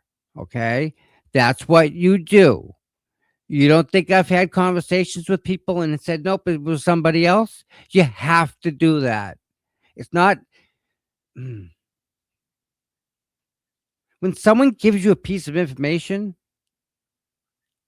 you absolutely have to just take that person's name and just shuffle it and throw it away. Like, how that information traveled, I don't think is a problem with it. She's up for murder. She didn't do. She's got a guy that's going to help her. Who wouldn't? If you're in that position facing murder charge for something that you didn't do and this guy's going to help you, are you going to say no? Legit. Who's going to say no? Anybody? I mean, really, right? And Holly, that's cool. And disagreeing is the best thing in the world. That's your right to do that. It's awesome. And I support you having the choice to do that, to have that choice. I support you. That's all. Simple as that. And First Amendment allows you to sit there and say whatever you want. And I'm okay with that because that's what it's about. The First Amendment. Right? Love it. All right. So this one here, I'd give this, and I got to give it to Aiden. He actually did good with not giving up, Karen. That's what you're supposed to do as a reporter. So I don't see a problem with what he did, but that's called protecting a source. Which, speaking of, who's your source for some of this information? Let's talk about sources. Who have you quoted so far in here, right? Sources? We're going to talk about sources? Yeah, we'll talk about sources, all right. May 3rd, the defense team's leak came full circle. It's been reported that federal authorities have now gotten involved in the circumstances surrounding this case and have impaneled a federal grand jury to investigate some of these circumstances, Jackson announced to the court. Then, raising his voice for dramatic effect, he added, Karen Reed should not have to wait for the feds to figure out which heads should roll. Jackson was able to speak about the federal involvement and the grand jury in open court and have it entered into the public record. Because it had already been reported by Turtle Boy in a later court filing opposing a proposed gag order, Yannetti argued that Jackson had merely been reiterating what had been already been publicly reported, not, he said, revealing anything about the grand jury being impaneled, something about which the defense team would have no knowledge. What Yannetti did is that it had been reported because his team leaked it to Aiden. Jackson and Yannetti did not respond for requests for comment. Huh. All right, we'll give that one a medium. No one wins that one. That's just. But the defense team's role in the federal investigation went back further than merely leaking it to the press. So I have a question for Colin. I have a really good question for this kid.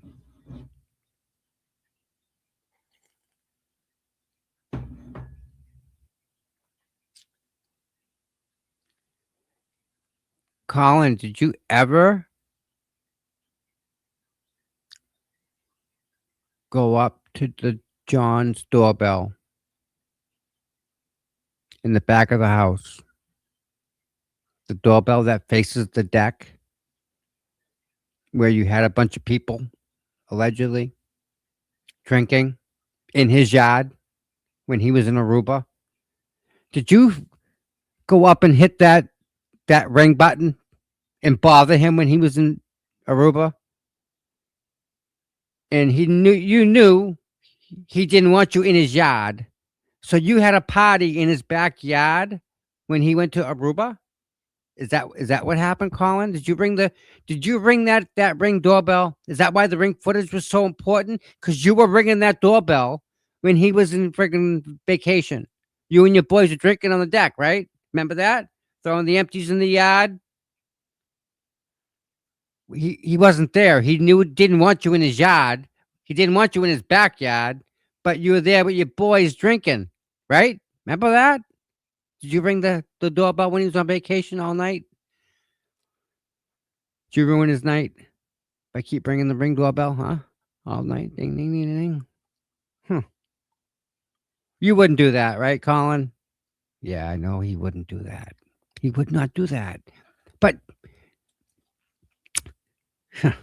let's get to this. Did you kill John O'Keefe?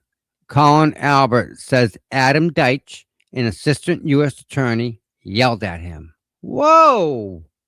Spicy? No, he replied, shocked. Tell us the truth. It was a suffocatingly hot day in late July 2023 when Colin was called to testify before the federal grand jury at the Moakley courthouse. Colin recalls 19-year-olds and recently finished with his freshman year at Bridgewater State where he played football. He says he didn't understand why he was even there. He had no idea. Really? He had no idea, dude.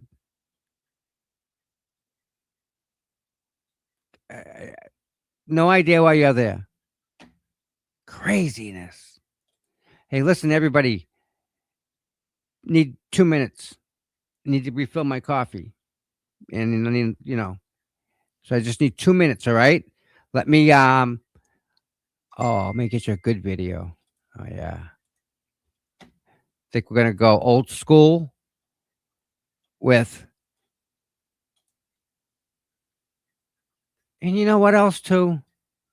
I think I said it. People are just mad that they weren't at any of Karen's stuff. Like they never showed up for any of it because they were afraid. They were afraid.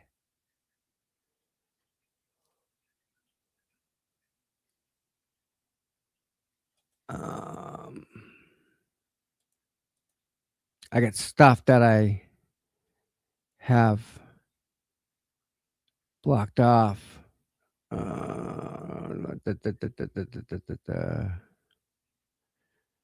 Drag racing. Not gonna do that.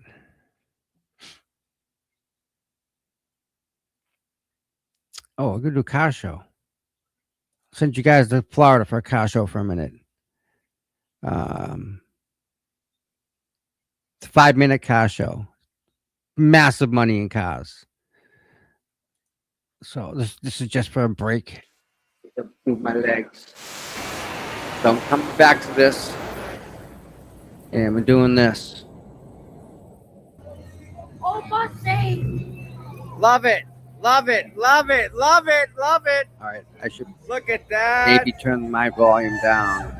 Oh my god, the stings are coming out. Yeah, like the green. That's sharp, huh? Oh. All right. I'll be right back, guys. Cobra. There we go. On top. Oh yeah. Love it. Love it. Beautiful. Look at this. That is unique. What is Oh, oh it's got the chicken flash. Candy. Oh my god. I didn't even see that. Grab a candy box for Kevin. Oh, look at that. Nice. Oh, look at this. The wheels. Get that. Candy fell right on the ground. Oh. Right, that's a bet, right?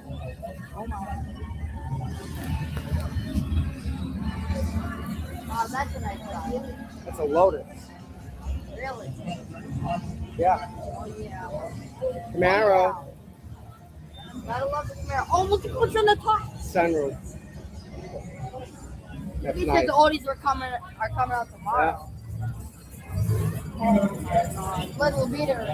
That is nice, huh? That's not my driver.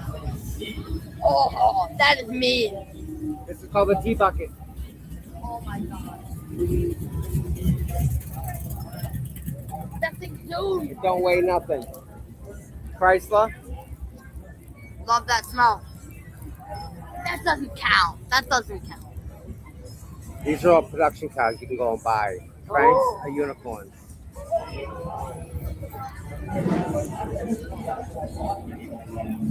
Someone's getting hungry. Yeah.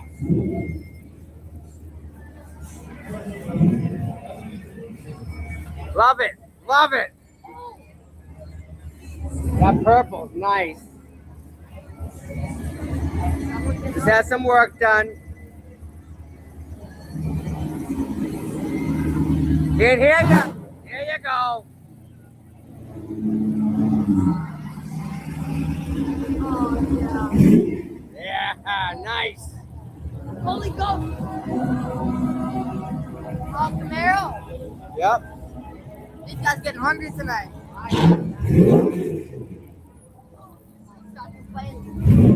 Nice bumblebee right there. Yeah, nice. Woman with muscle. Oh, that is so unique. Look at that. Love it. Love it. Typical Chevy, squeaky brakes. Yep. Look at that. I'm looking. Flame show.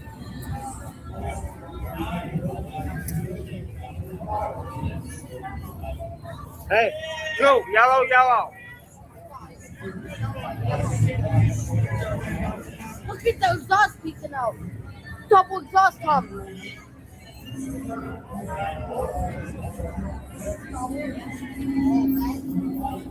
Oh, they do a loop. Yeah.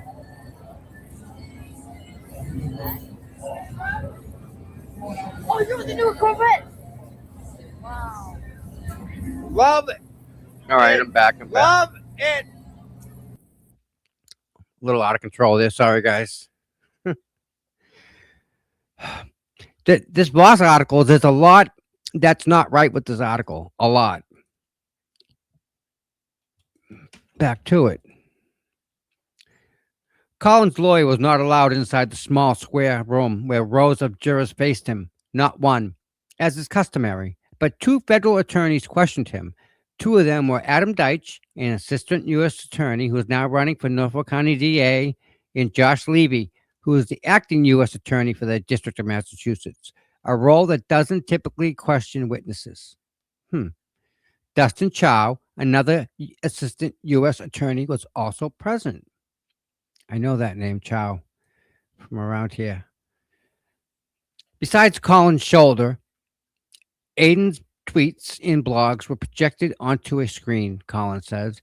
Every single thing came from him. They didn't use anything else. Nothing else, Colin tells me. Noting that they didn't even bother to take Aiden's name off the screenshots. Eventually, they accused me of every single thing, Aiden said. They also projected, Colin says, the same pictures Aiden had published on his blog. Colin playing football, Colin at a wedding when he was a younger boy, Colin's bloody knuckles. Those pictures, according to Aiden's phone extraction, had originated with Reed, who had found them while trolling Facebook late at night and sent them to Aiden through an intermediary to print online. According to Colin, the material federal prosecutors put before the grand jury had, in significant part, originated with Aiden. What he didn't know at the time was that Aiden had received it from Reed.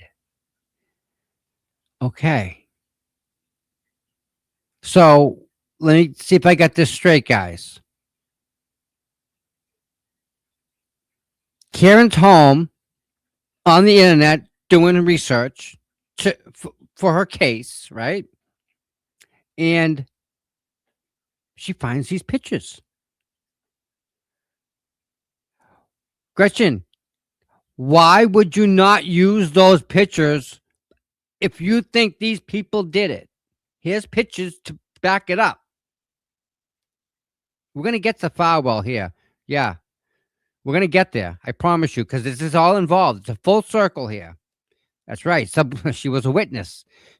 She may have worked somewhere, massage parlor, where these police officers would come in and out. Small little town, quiet. That would never happen in Canton, right? The whole massage parlor thing, that would never happen, right? No, it wouldn't. It couldn't. Wouldn't. That one we're gonna say that's a false paragraph, Gretchen. That's you did bad there. Not good. Not good. You scored real low on truth factor. After hours of confrontational, combative questioning, Colin asked for a break. Went back into the small room where his lawyer waited and broke down. Started crying. When it's all over, he broke down again in his father's car. I couldn't stop shaking. I couldn't even speak, Colin says. I was like, what the fuck did they do to me in there? Huh. Really? Kind of sounds like the DAs were a little aggressive with little Colin there, right? He gonna have a fun time in the in the military.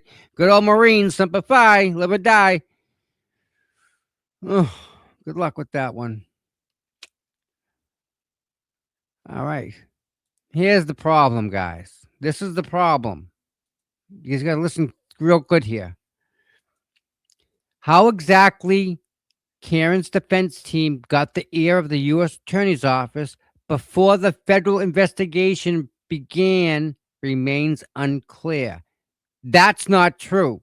But otherwise, what's clearer is a series of documented connections, some direct, some circumstantial, between people around Karen's case and people around the federal office that took it up. Yannetti had a prior professional relationship with Rachel Rollins, the U.S. Attorney for Massachusetts, in the fall of 2022. When the federal probe began, he had been invited to serve on Rollins' transition team when she took office in 2019. According to multiple sources, including Morrissey, Rollins deeply disliked Morrissey, whom she had publicly accused of being misogynistic. I can't say that word. Misogynistic. Which we do. All right, I'll give you that. I'll give you that. That some of that's true. There, Rach. Not Rachel. What am I talking about? Rachel Rollins. Rachel Rollins. This started before 2019. Sandra Birchmore for years had threatened to go to the police. Threatened. I'm going to blow this up. Again, comes back to Justin Root. Norfolk DA covered for Boston PD. Boston owes them a favor. John went to the police department 53 times. To the chief. Sorry, not the chief. Brian Albert's brother. Went to him 53 times about the drug deal in front of his house. And we don't know anyone's specific names, but we do, because they're on the ring footage that John has or had. We could turn it over to you guys. You guys could find out who was doing the drug dealing. Oh, you deleted the ring footages while you were there at Saturday morning, 8 early to delete everything, right, guys? It's the only reason they were there.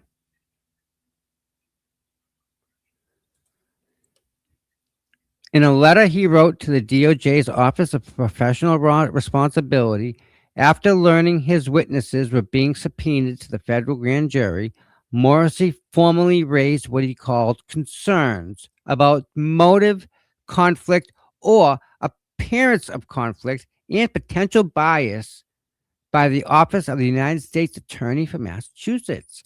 Why would Morrissey say that? Real quick, why would he say that?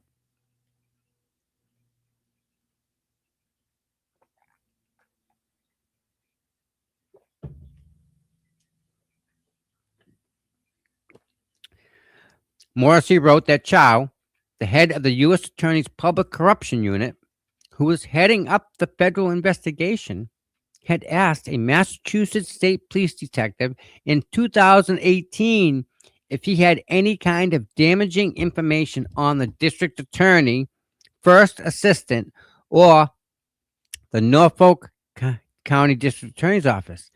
I confirmed this with the detective, who added that Chow had disparaged Morrissey in vulgar terms and told him, "I would do a case against that guy if you know anything about him." The animosity, Morrissey wrote in his letter, stemmed from his office attempting to demote Chow's wife, Laura, from her position at the Norfolk County DA's office years earlier. She resigned instead of filed an ethics complaint, which was dismissed. Dismissed means it was settled out of court. Yeah, this paragraph, not sure it's good. So Morrissey went after the guy who was investigating Morrissey, but he went after the guy's wife. Morrissey's a nice guy, huh? Didn't he have a burner account? I'm just checking, because he may have had a burner account.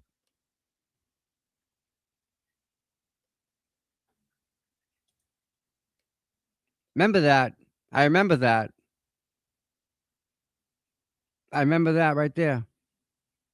Yeah. Didn't Caitlin say she was picking him up And Life 360 says that she didn't. How's that working?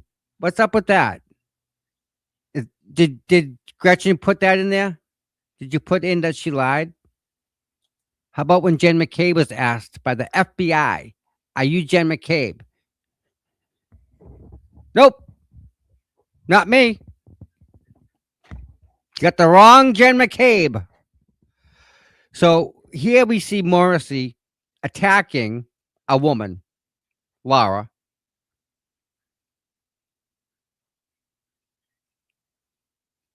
The animosity. What did she say that he was? Misogynistic? Isn't that the definition of misogynistic? What he's doing to this poor lady? Morrissey also pointed to Rollins, who resigned in the wake of an investigation by the DOJ's Office of the Inspector General that found, among other ethical violations, that she tried to create the public impression that the DOJ was investigating a political opponent of hers. Oh my goodness. Melissa, oh my God, thank you so much. Oh my God, you guys, I love you guys. You guys rock. I lost my mind here. I'm sorry. Um, tried to create the public impression that the DOJ was investigating a political opponent of hers. I believe that a reasonable person could conclude that the same type of tactics are being employed against the Norfolk County District Attorney's Office in the Karen Reed investigation, Morrissey wrote in an emailed response. Rollins says that the unsigned OIG report is an allegation, not a finding, and she disagrees with it. All right. That's a lot.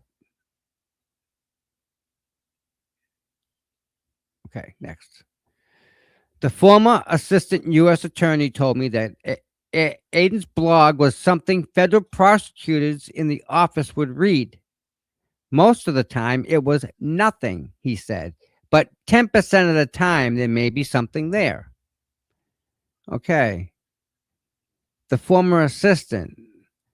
So she's still talking to who?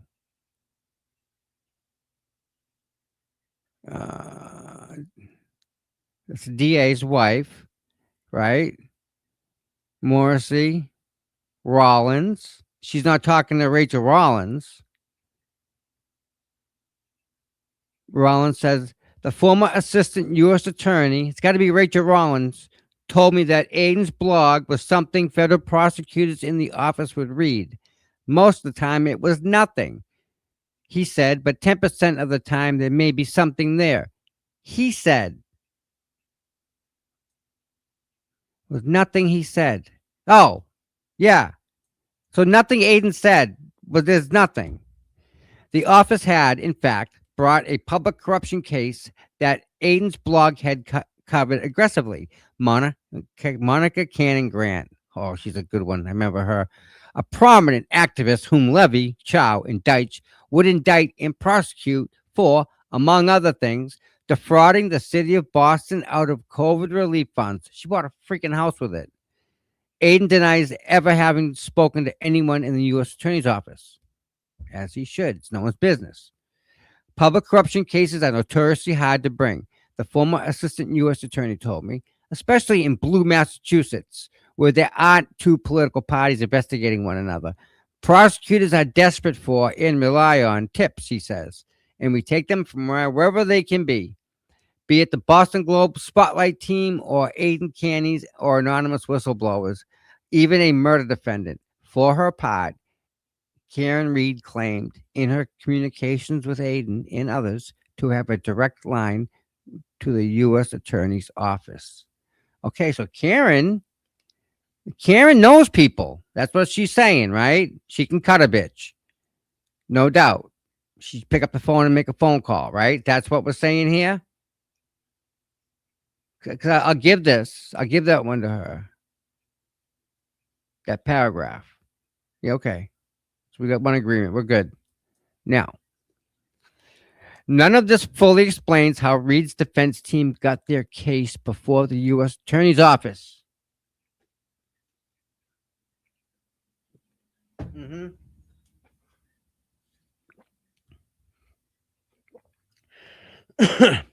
But why the office took it up may be less mysterious.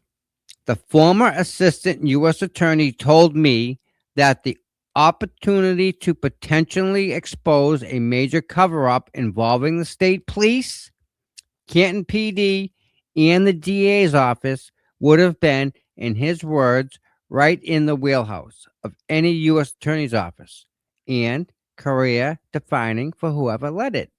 That was Levy, then acting U.S. attorney after Rollins' forced resignation.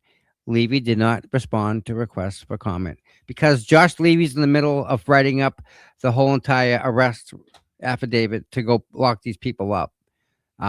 Yeah, there's a federal investigation going on, and when people get murdered and witnesses and what do you call them? Confidential informants, we'll call them. When they get bumped off, that's pretty bad.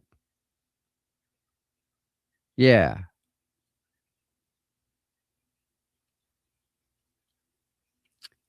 However, it all went down in September 2022, according to a statement from Jackson in court. The feds subpoenaed the defense's entire case file. Morrissey says his office reached out to Levy multiple times, offering to share the state's evidence from their investigation. Levy turned them down because he already has it, right? He already has all the information. But the feds legally went after Karen and got their entire case file, probably to see what they know, see who's contacted them, see what tips they're getting, see which way they're going. Instead, Levy called the witnesses before a grand jury. When you have the leverage that the feds have, sometimes you want to put pressure on. You drag people into the grand jury. That kind of stirs the pot, gets people talking, says the former assistant U.S. attorney, adding that if he had caught wind of an alleged vast conspiracy, he too would have pulled a few strings to see where they led. So now, this is what Melanie and Grant were talking about it. It's called bumping. When you do something, you just kind of nudge them, you bump them, a little nudge, a little kick, a little shove, a little nudge in there, just to get you going, get you talking, to see who you call. So, for example, FBI, they're down the street with a surveillance van, and they already have Jen's phone already set up inside the van. So when their agents walk up on Jen, they know. They have eyes on them. And I'm sure they had a microphone going. And when they asked Jen, are you Jen McCabe? And she said no and lied to them. The guys in the van must have been laughing their ass off because they just don't show up. They're there a couple days before.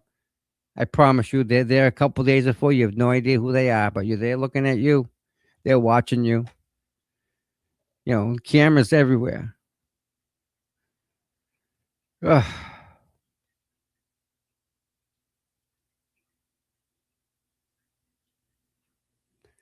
Where that led, Brian Albert believes.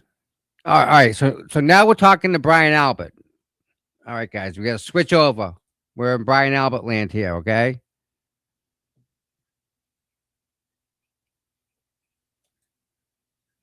Freaking awesome. That is dynamite.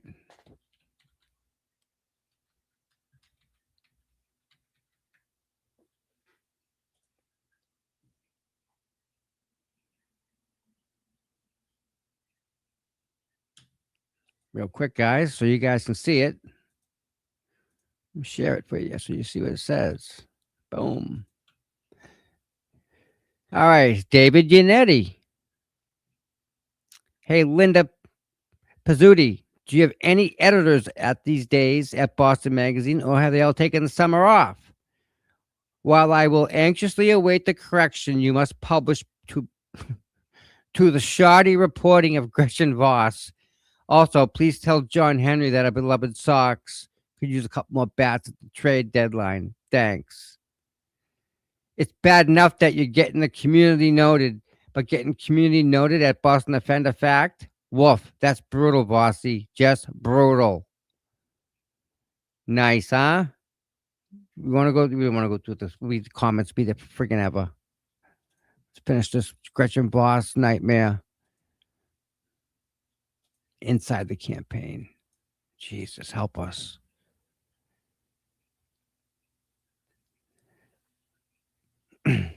Where that led, Brian Albert believes, was to the witnesses being treated as suspects. Albert, who was a sergeant, detective, and commander of the Boston Police Department's fugitive unit, which would be the unit looking for Whitey Bulger, but I regress, as he was a fugitive. Number one, who helped catch the Craigslist killer and who earned honors for bravery and valor. Decorated dude. He was also called to testify before the federal grand jury. It was very aggressive. I was not in there as a witness, he says. I was in there as a suspect. That was the first time that anybody of any importance was insinuating that.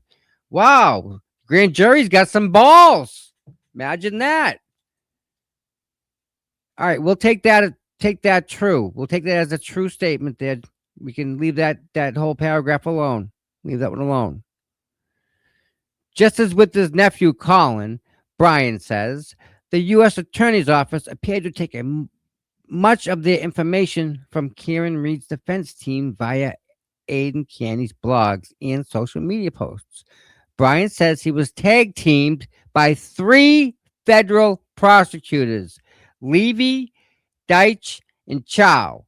I do not rile easily, Brian says, and I was freaking distraught.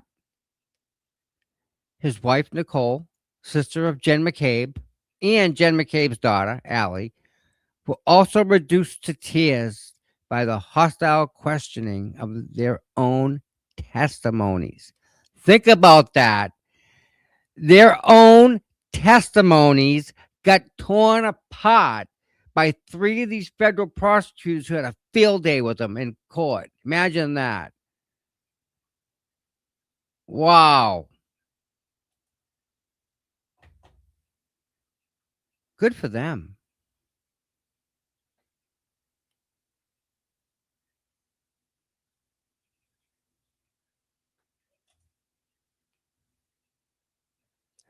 While Karen was telling Aidan that she had a direct line to the feds, O'Keefe's family could not get a return phone call or email from the U.S. Attorney's Office. John's brother, Paul O'Keefe, reached out to Levy repeatedly and got nothing in response. Whoa. Do you guys know that? That's wow. Hello. Ouch. Though the O'Keefe family and the prosecution could not get any answers, Karen Reed continued to weaponize the Fed's involvement for Aidan Canny to disseminate. In early May 2023, for instance, she texted through the intermediary, Natalie, Josh Levy is the first assistant. There's only one assistant. He typically doesn't prosecute. Like, he never prosecutes. He just delegates to the assistants within the division. Example, Adam Deitch. But he's running this grand jury. And to substantiate the gravity of this particular federal probe, Levy is not a prosecuting attorney, but he's making an exception for this case. Huh. So Josh Levy, who's not a prosecutor, is taking the prosecution role in this case? Why this case?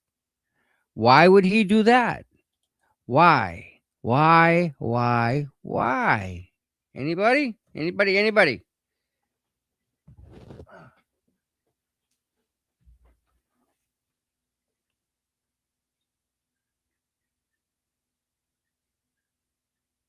That's insanity.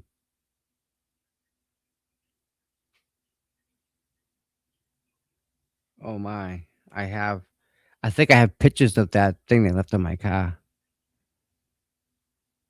I don't know if I do.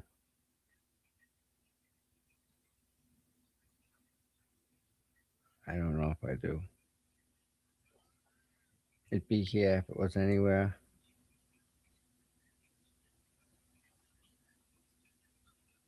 I have them on my backup. It'd be here real soon.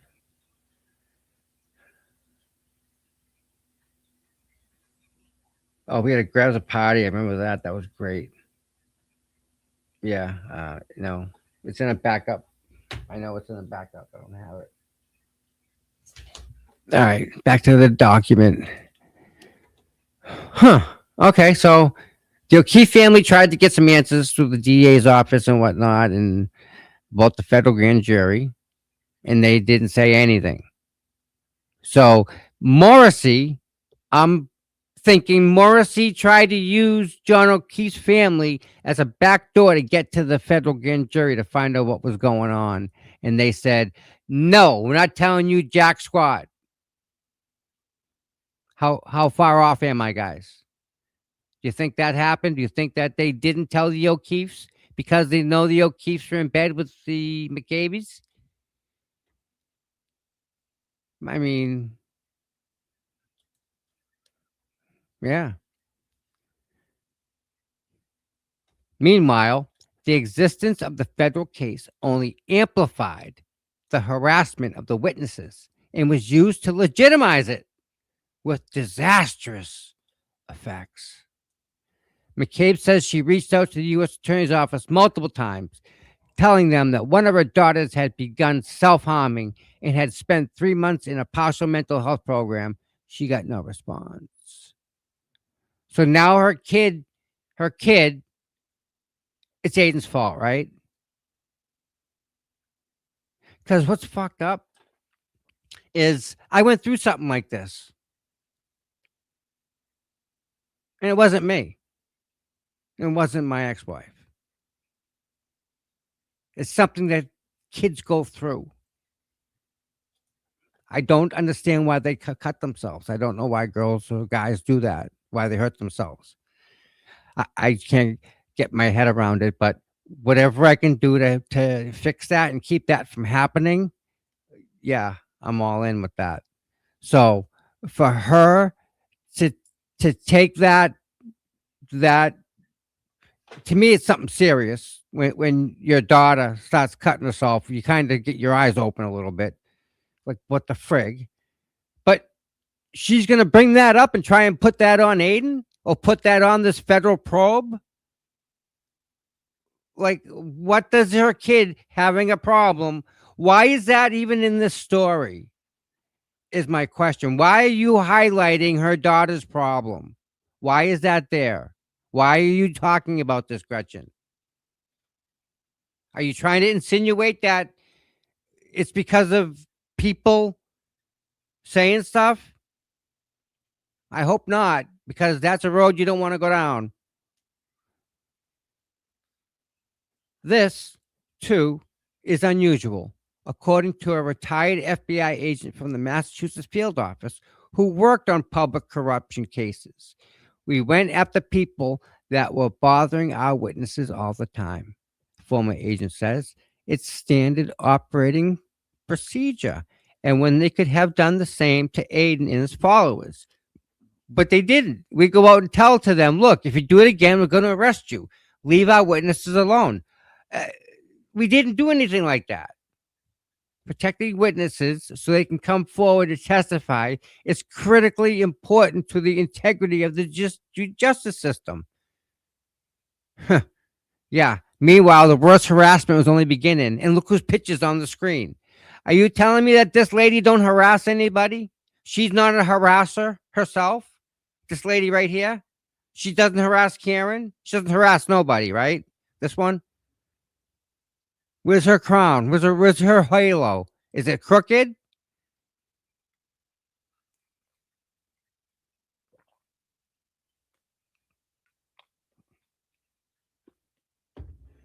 Mm-mm.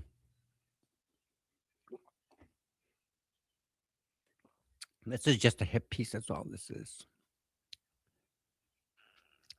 Hey, 227, Jen McCabe, how long to die in the cold? And guess what?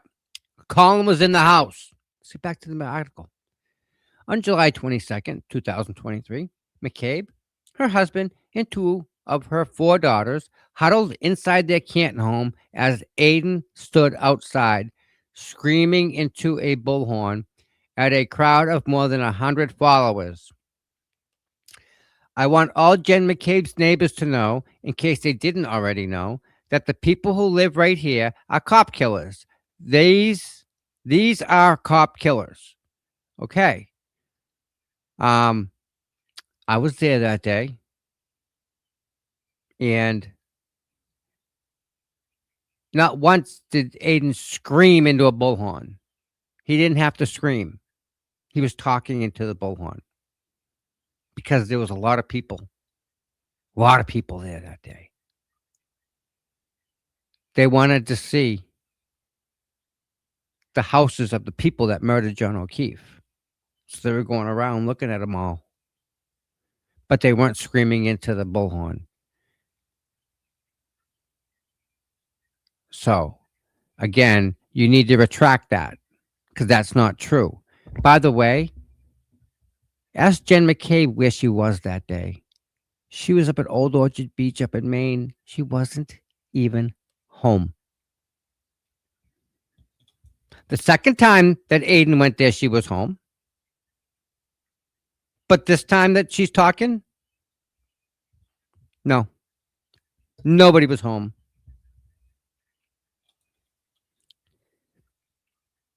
Over the course of 2 hours, Aiden Canny, driving a brand new Lexus, had led a caravan of cars on what he called a rolling rally.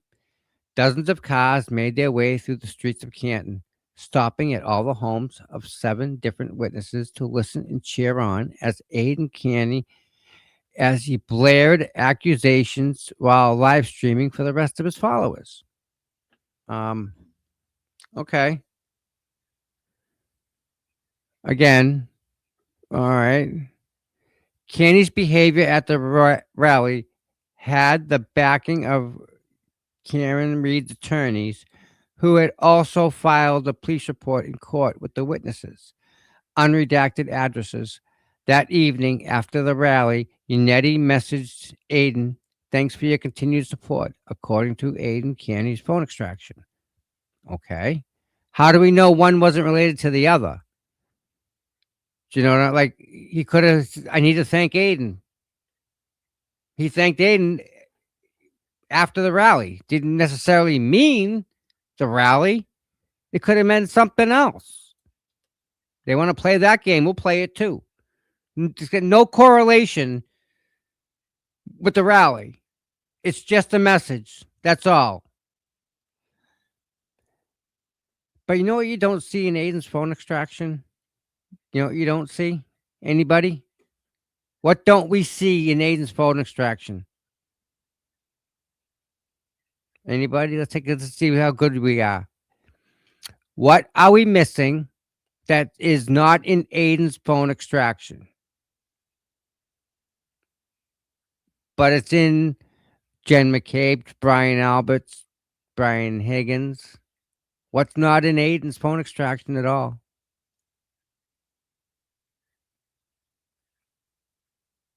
No butt dials. Where are they? Where are all the butt dials? No butt dials. Everyone else over in Canton got butt dials. Aiden doesn't have one.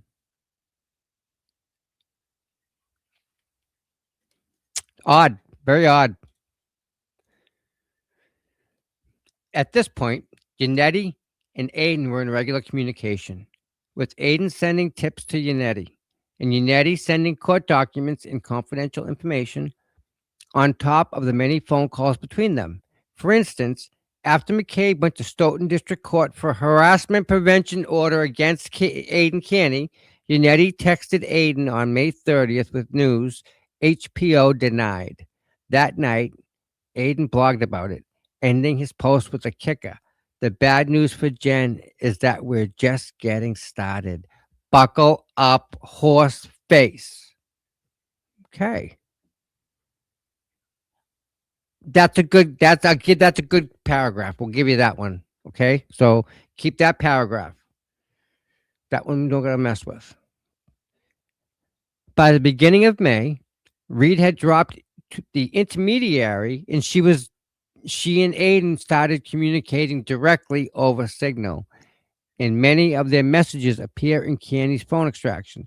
They also communicated by phone 189 times, totaling more than 40 hours in 2023 alone. Are you ready for this, guys? You see that 189 times? Gretchen Voss, this is to you, girl, please. Gretchen, you have 189 times that they talked and communicated by phone in 2023. So in that year, there's 12 months, right? There's both 365 days. So 189 divided by 365, that's your number. That's for the whole year, 189 times. Well, Gretchen, here's some more information that you need to include in this document. You need to include that Jennifer McCabe, in the 48 hours after the death of John O'Keefe, John died. And then 48 hours after that, Jen McCabe, you made 200 phone calls in one day.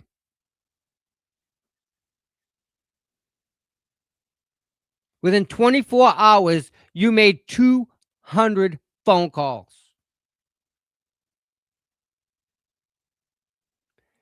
They made 189 in the whole year. You did 200 in 24 hours, girl. She was covering up her story, telling her story over and over and over again to anyone that would listen. Oh my God, oh my God, oh my God, oh my God. 200 phone calls within 24 hours. I had some crazy ex-girlfriends I never called that many times in a day. 200. And they only communicated 189 in a year, one whole year, 365 days. Boy, Gretchen, you stretching stuff, girl, here. All the while, the witnesses were being targeted relentlessly. Yeah, sure, show me. The Free Karen Reed followers. Oh, the Free Karen the Free Karen readers followed and confronted them, showing up at Caitlin Albert's wedding in New Hampshire. That's not true. Posting pictures of the McCabe's on vacation in Aruba. That's true. Screaming at Brian Albert as he tried to eat lunch in a crowded mall food court. Not true. Not true. It was like secretly recorded, it seemed like. There was no yelling anywhere, lady. You're lying. Flat out lying. It got so bad that Colin Albert says he was forced to quit playing football and give up his lifelong dream of playing in college as a result of the harassment from Aiden and his followers. He's now enrolled in the U.S. Army. Okay? Army, Navy, Marines. All right. Girl, you need to add in the 200 times that Jen called within 24 hours after John's death. You need to add that in there. And the whole Colin thing? No. Colin's a badass. He's not going to quit. Ain't no one going to make that boy quit. You don't know who Colin is, do you, Gretchen? He's a badass. No one's going to fucking put this kid down. No one's going to keep him playing football. Kidding me?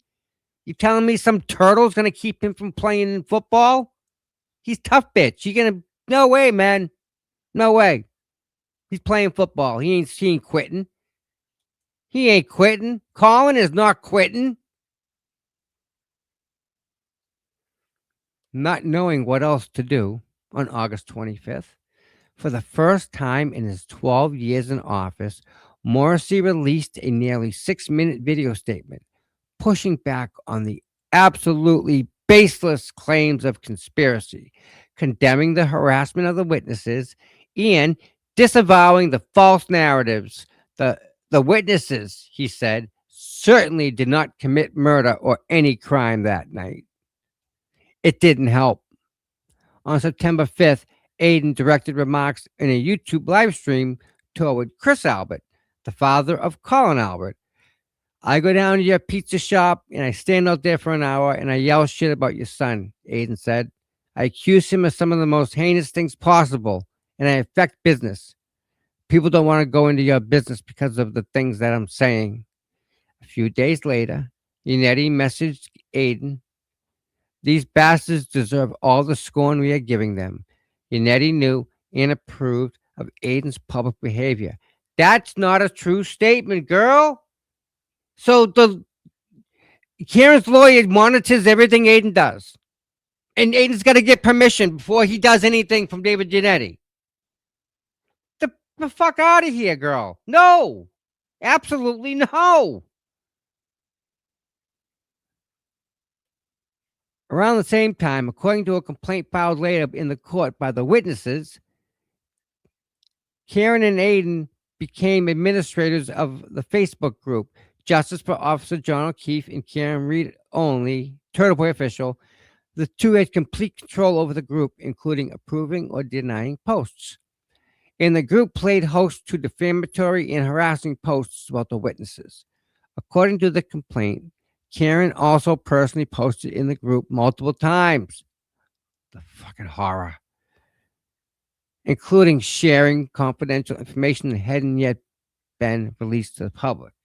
So, the girl that's trying to save her life from like going to jail for murder can't give documents to nobody, and I can't like try and like help her defense. Yeah, I remember that. Yep. Man, you're good. You're good like that. That was with what's his name there? He's sitting in his car. You can get arrested for filming me, he says. Public courthouse, parking lot. The hell? Mello was in the pickup truck. Can't film me. Yeah, what a guy. All right. Meanwhile, Karen continued to direct Aiden's coverage of her case. Whoa, that's a bold statement, man. I'm not sure that ever happened. I'm calling bullshit on that one right away. No way. I don't see Karen directing Aiden's show. Aiden, no. It's not like that. She may think that, but she's wrong. On September 18th, Karen sent pictures of Brian Albert and his wife, Nicole, at their son's football game. Fucking cornered rap Brian Albert continues to fight us getting his fucking call log, she texted. According to Aiden's phone extraction, can you make a post just for this? Aiden complied. The Alberts are constantly living on edge and have to hide the cornered rats, he wrote in the post. She also directed Aiden to monitor multiple witnesses' homes. What we'd love is for someone to do surveillance on Wentworth tonight. She texted Aiden the following week in reference to investigator Michael Proctor's house. After asking him to run the plates of a car with a Massachusetts state police sticker on the back. According to Aiden's phone extraction, we really need surveillance set up. Please don't breathe a word of this, she texted, followed by a request to go to the home of witness Kerry Roberts. Get a pic of that Cow's Explorer, Karen texted. All right. The witnesses were not the only targets. In late September 2003, I wrote a story about the case that raised questions about Reed's account of what happened the night O'Keefe was killed. What kind of horrible excuse for a mother supports cop killers? Someone texted me after the story was published, sending a picture of my sons when they were young, taken from my Facebook page. You dragged them into this. Good job, Miss Voss. My local police department sent extra officers to my son's Friday night football game. I gotta say something about that. She's like that note my freaking frontal bum there, that girl. She's a piece of work, that one. She's another one that can't read between the lines here. She can read something that says Karen gave Aiden a document. Oh, that's that. Oh, no, it's way off base. Just say Karen gave Aiden a document, and she's all 9 levels off. She's messed up, that one. She needs pro. She got problems, that girl. The day my story went live, Reed texted Aiden on Signal. According to his phone extractions, call out Gretchen for not confirming that stupid fucking manipulated text from Colin. And did you call her out on missing the lack of date stamp for the January 29th? Within hours, Aiden sent me a barrage of texts, followed by my blog posts trashing me, and eventually putting my non-public phone number on the internet, which people use to send me threatening and vile messages. Kearney also publicly accused me of sleeping with the DA's married public relations officer. The accusation was false. Well, I'll give you this paragraph, okay? But I can't just give it to you. If I believe you had an affair on your husband, that's what I believe. And if I'm going to go on the internet and say you're sleeping with the dude you went out and got a hamburger with, hey, kind of like that note my frontal bum girl. You can give her some information, doesn't matter if she's going to use it, right or wrong. Candy kept at it. Over the following months, his blog attacked me repeatedly.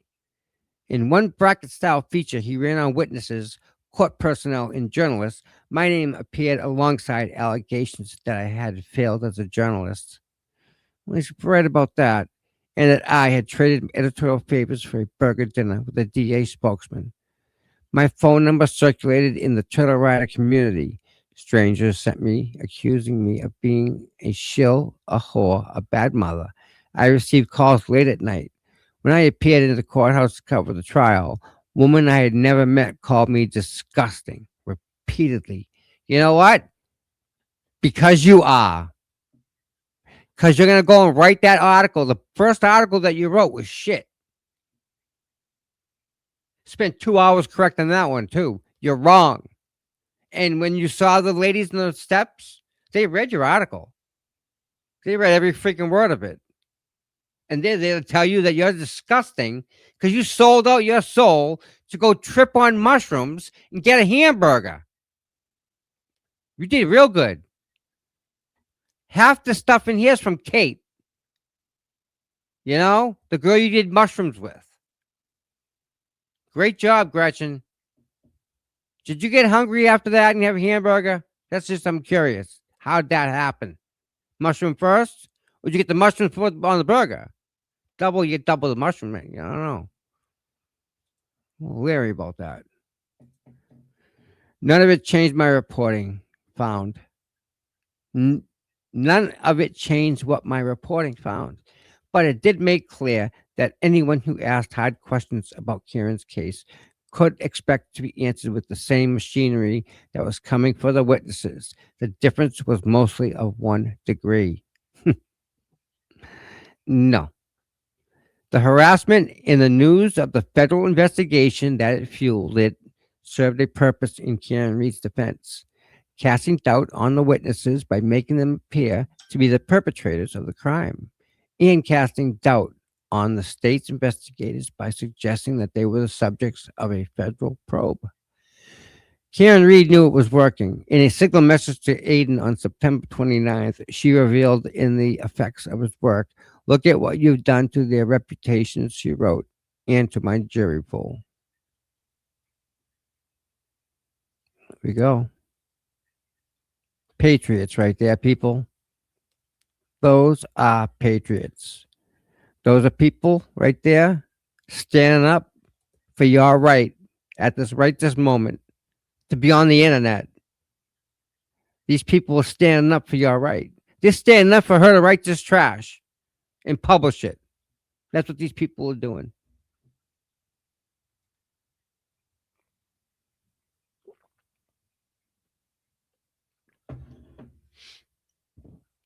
So now, right? Like Gretchen Voss, I don't have to like her. Doesn't mean I'm gonna go and trash her or make her life miserable in any way. Absolutely not. I cannot like her and move on. What is other people's issue with Aiden? Why can't they just not like him and move on? You know, they don't have to watch him. The people that want to are. He doesn't have a problem there. Everything I'm seeing here, he's fall within the lines. He's not. I don't see him going out of his way to do anything. The only one idiot did that. Rogie Rogue guy went and took pictures of the bus and the jurors coming in. They arrested him, and he's got continued without a finding or something.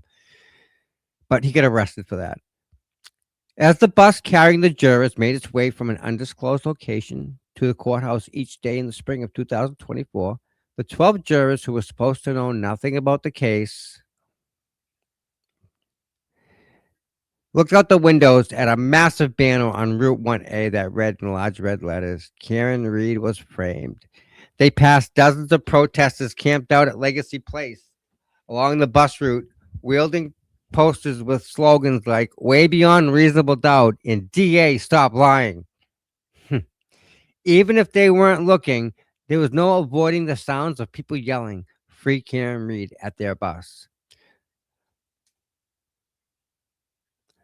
Though the judge had instituted a 200-foot buffer zone around the courthouse to protect the jurors from the contentious protesters. Wow. Which Aiden led on his bullhorn during pretrial hearings. It did nothing to help.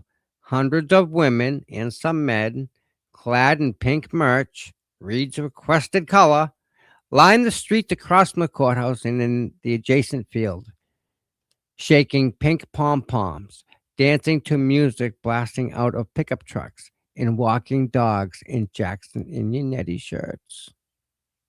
Dogs were cute. I got to give you that. The dogs were cute. So I'm okay with that paragraph. We'll give you that one. I don't agree with the 200-foot buffer zone. Neither did the judge that we went in front of. He didn't think that was right. But if you had business inside, you couldn't go in. Pink merch. Hey, everyone's got a favorite color. Here we go.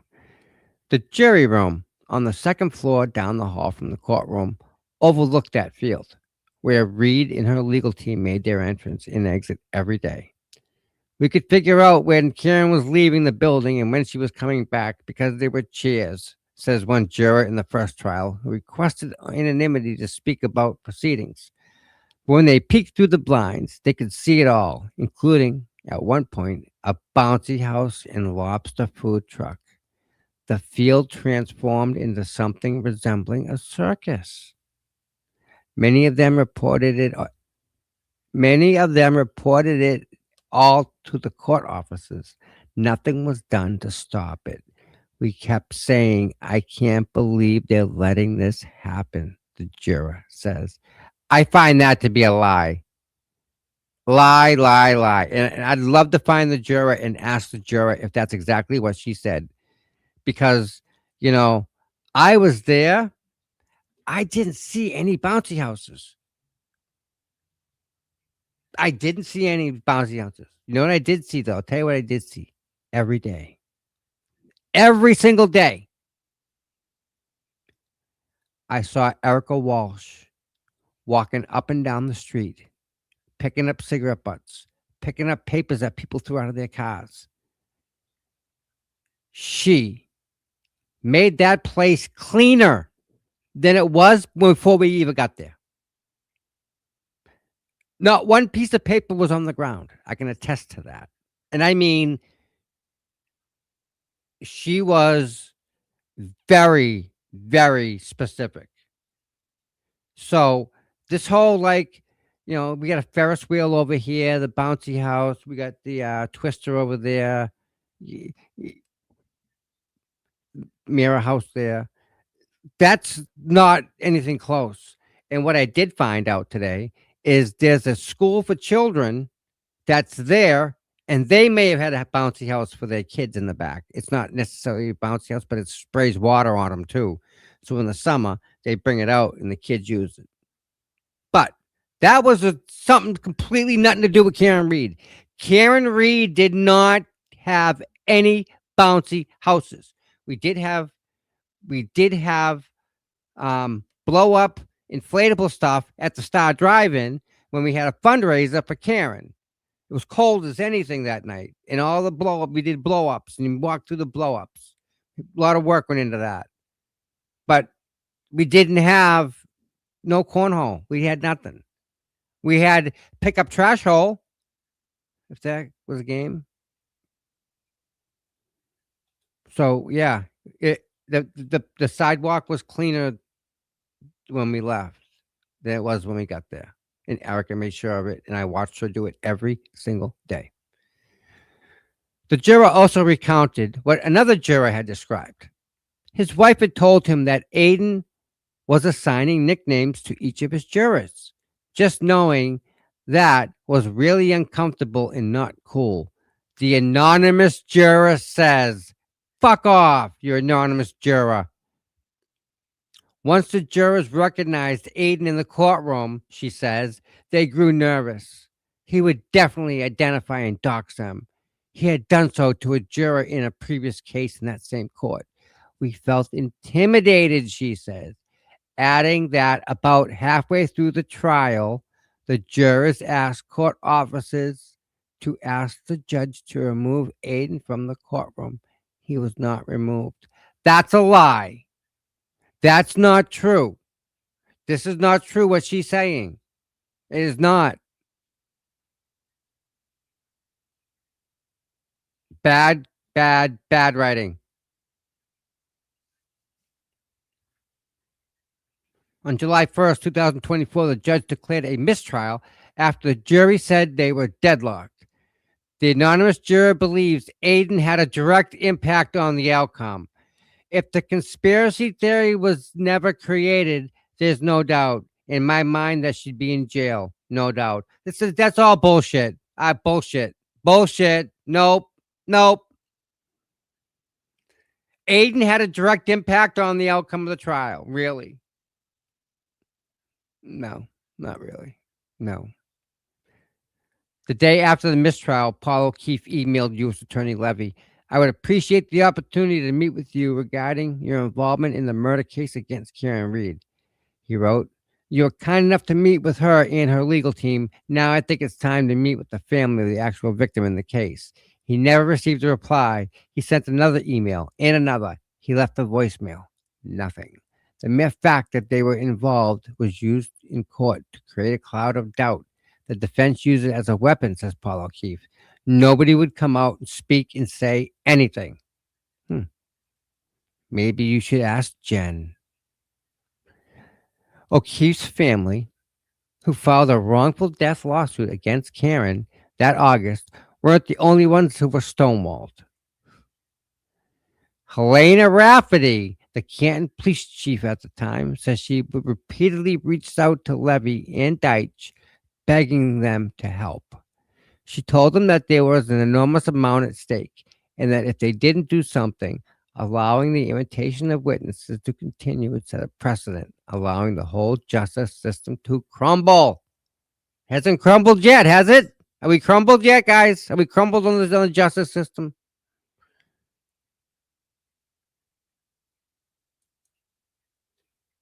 There's so much that she's left out of this. She's wrong on a lot of this. They finally agreed to meet in the fall between Reed's mistrial and the second trial. I repeatedly reached out to Adam Deitch, like these people are getting eaten alive. They're your witnesses too, Rafferty recalls telling him. When she arrived at the meeting, 9 people were seated around a large table, including Levy and Deitch.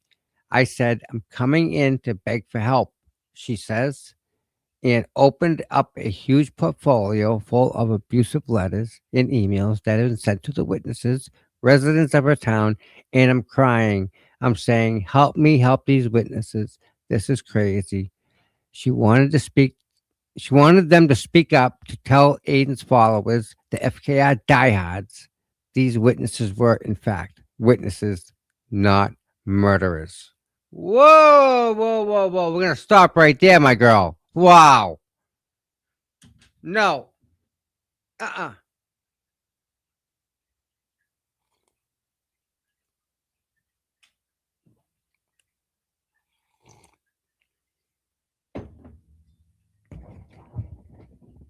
Paul O'Keefe wants to know what the FBI is doing so that he can tell Jen, who can tell Brian, who can tell who's ever at the DA's office.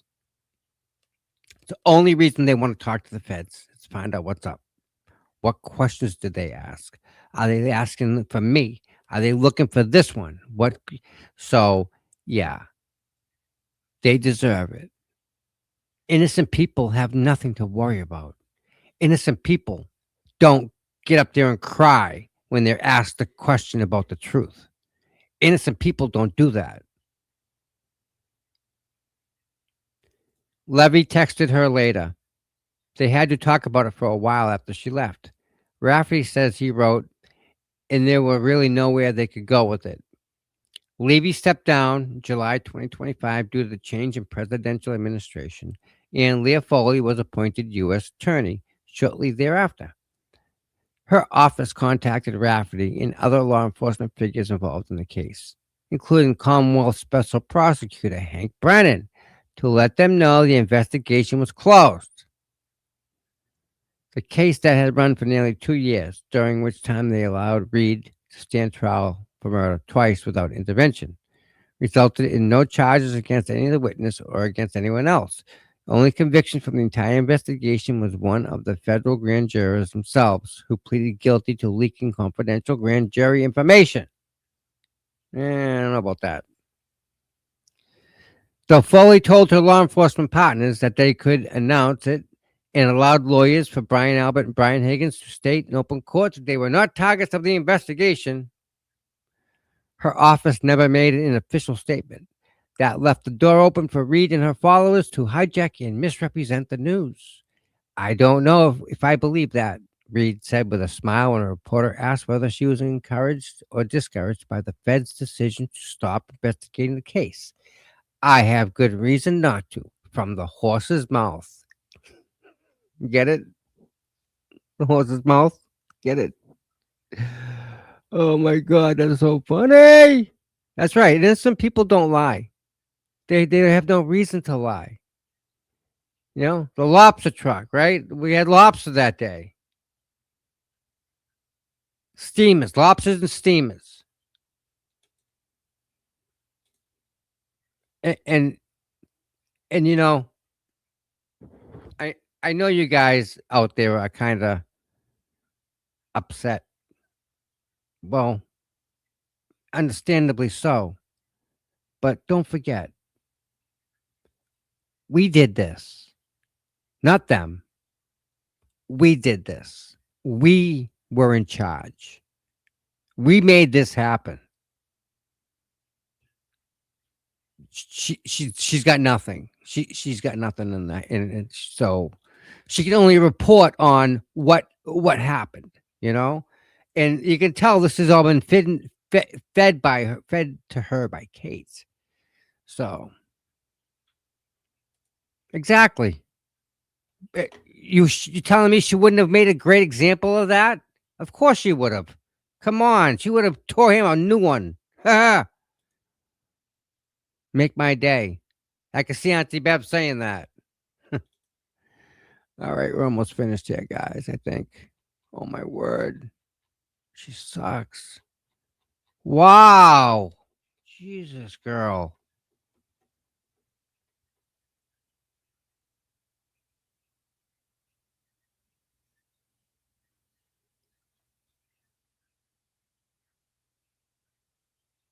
Yeah, here we go. So, real quick, guys.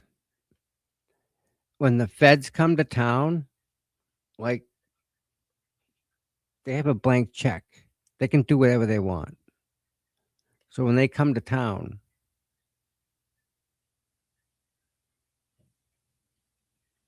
they don't leave until they got a conviction. This whole not investigating, we're not doing this, that is a bump.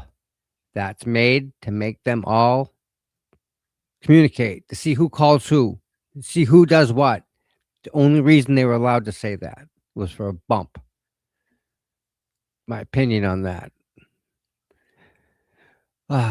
Though Foley told her law enforcement partners that they all could announce it, and lawyers for Brian and Brian Higgins in state and open court that they were not targets to the investigation, her office never made an official statement. That left the door open for Reed and her followers to hijack and misrepresent the news. I don't know if I believe that, Reed said with a smile when a reporter asked whether she was encouraged or discouraged by the Fed's decision to stop investigating the case. I have good reason not to, from the horse's mouth. Aiden's stated goal of influence the jury pool. We are trying to affect the jury pool. We are, he shouted at one rally. That's exactly what I'm doing. Appeared, by his own metric, to be succeeding.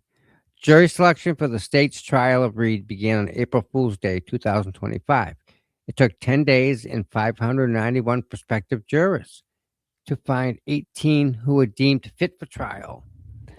The day the jury was brought back into the courtroom to ask a question amid their deliberations, two jurors appeared to look directly at Aiden Canny, who was sitting in the media section, and smile. I was in the courtroom that day and saw it. After they delivered their verdict later that day, as they filled them out, one of them appeared to look straight at Canny and smile broadly. After the case was over, the jury foreman, who later said he didn't take a single note, that's right, was the first witness testified, called the witnesses suspects in a post-trial interview, even though the defense was prohibited from mentioning the theory of their involvement in the crime during the trial. Think about that. They're not allowed to mention what really happened to John. That's so sad. That's because of Bev. Man. In addition to the harassment they continue to suffer, the witnesses now face Karen's own legal lawsuit against them.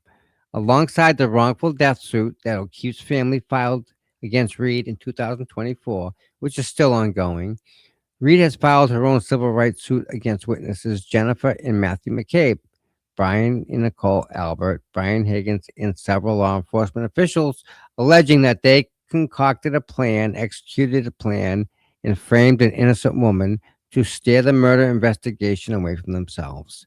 Absolutely yes. That statement's true.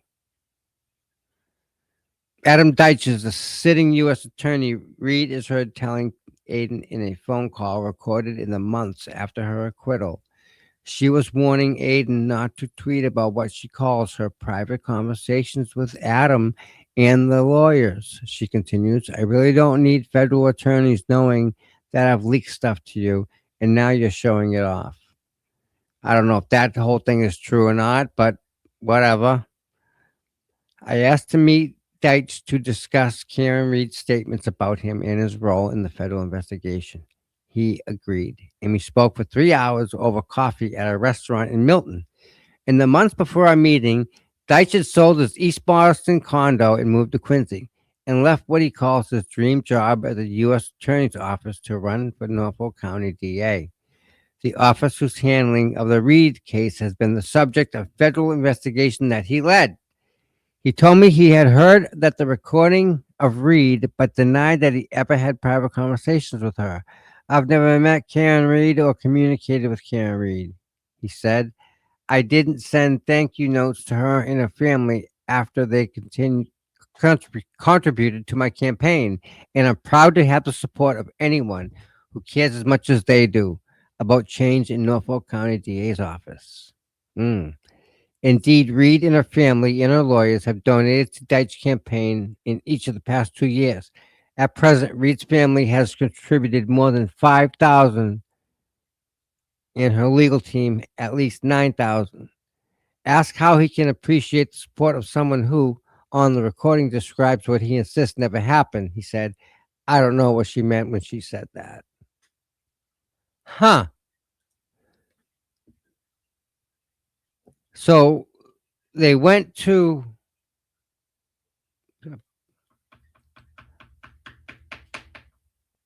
That's odd.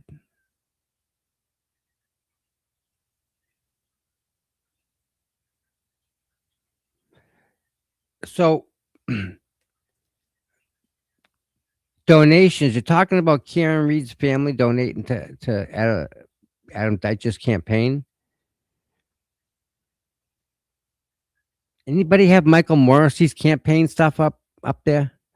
Because I'm pretty sure, Mike, you get people that you work for that have to donate. Well, they don't get a 5-star review because the people who give you the 5-star review are also the same people that take the money and put it in his account for him. So if they're giving Adam Deitch money, I don't see the problem. You're getting money too, Mr. Morrissey, through people that you work for directly, Mr. Morrissey. 2 of Reed's cell phones were seized by state authorities January 2024 as part of an investigation into witness intimidation connected to Aiden Canny. The phones remain in the custody of Norfolk County DA's office while the Commonwealth appeals a March 2026 order to return them to her.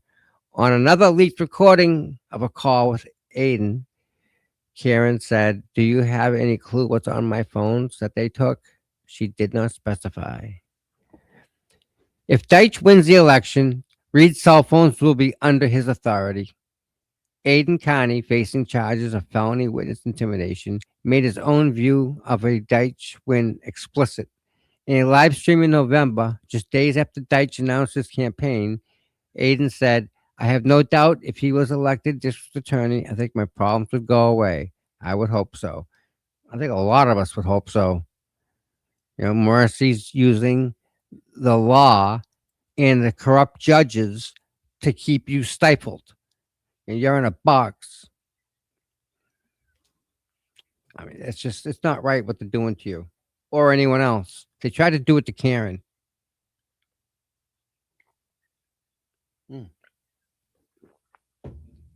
Wait till the next Karen Reed comes up and she says, look at what they did to me. What's going to happen then? I put Reed's statements on the recording to Deitch. I'm not going to comment on specific allegations or cases without seeing the evidence, he told me, saying that he has never communicated with or met Aiden Canny. If I have a conflict of interest in a particular case, then I will not be involved in that decision-making of that case. And though he says the Norfolk DA's office has been rife with conflicts, he declined to comment on any of his own. For instance, the chairman of his campaign committee, Michael Loths, is married to fellow DA Ann Petrucci, who has co-prosecuted cases with Deitch, and whom Deitch says is a close friend. Petrucci was also prosecutor for the federal grand jury who leaked confidential information in the Reed case. She requested a lighter sentence than the judge ultimately issued. All right, so she's the one that would leak the information. She got bagged for it. Though Deitch declined to discuss it, talk of an apparent connection and conflict of interest has been circulating online. Petrucci and Reed went to high school together and were both in the Spanish Honor Society, according to a yearbook photo, and were recently, until it was revealed on social media, Pinterest friends. Really? Indeed, Reed reportedly went to the wedding of Ian's sister Tricia, who was also in the Spanish Honor Society with them. So what's the Spanish collusion now? When asked whether he would reopen the investigation into O'Keefe's death, he has alluded to on the campaign trail. Deitch says, I believe the O'Keefe family has been fed a one-sided set of facts. Although he speaks about the O'Keefes often while campaigning, he first contacted the family, according to Paul O'Keefe, only after Paul emailed him with several reporters CC'd, including this one. Does that mean he believes the family is wrong in that Reed is responsible for O'Keefe's death? If you look at the evidence that's been made public, he said carefully, what's clear to me is that the charges did not match the evidence. He said carefully, what's clear to me is the charges do not match the evidence. That's a lot. That's a pretty bold statement.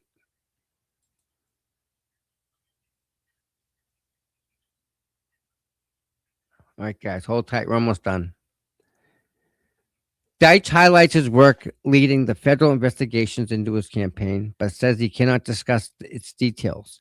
The investigation closed early 2025 without charges. What it produced publicly was the text messages found on the personal cell phone of Massachusetts trooper Michael Proctor, lead investigator on the O'Keefe case.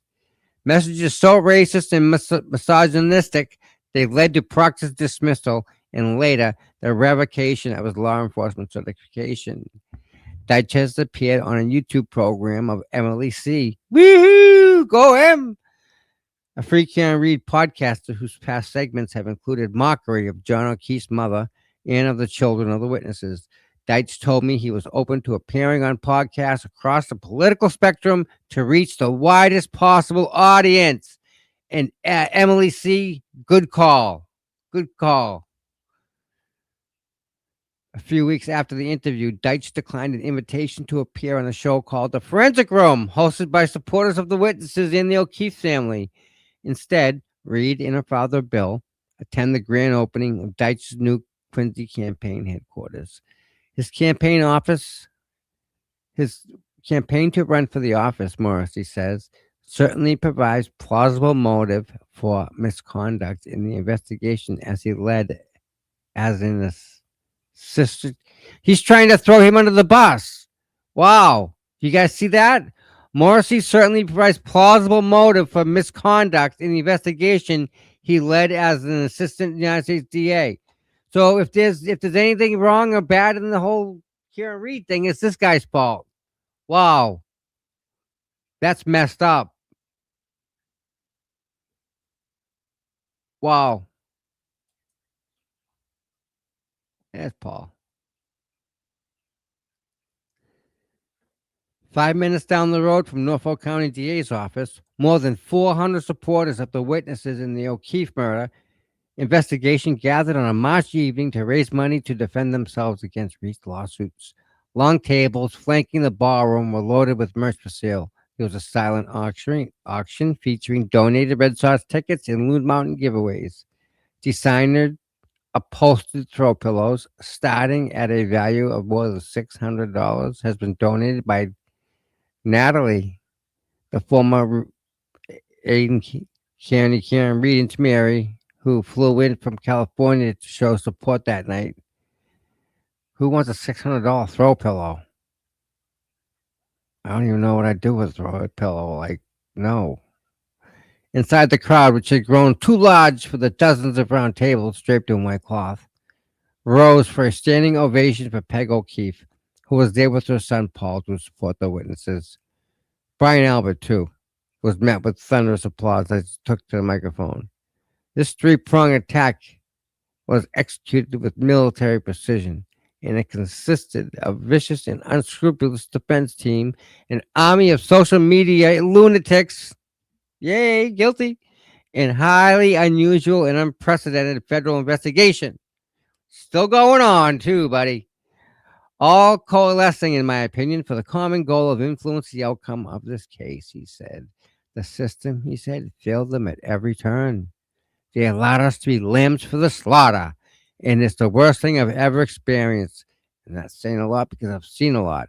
I've seen the worst humanity has to offer. Well, I mean, what about I like pork chops?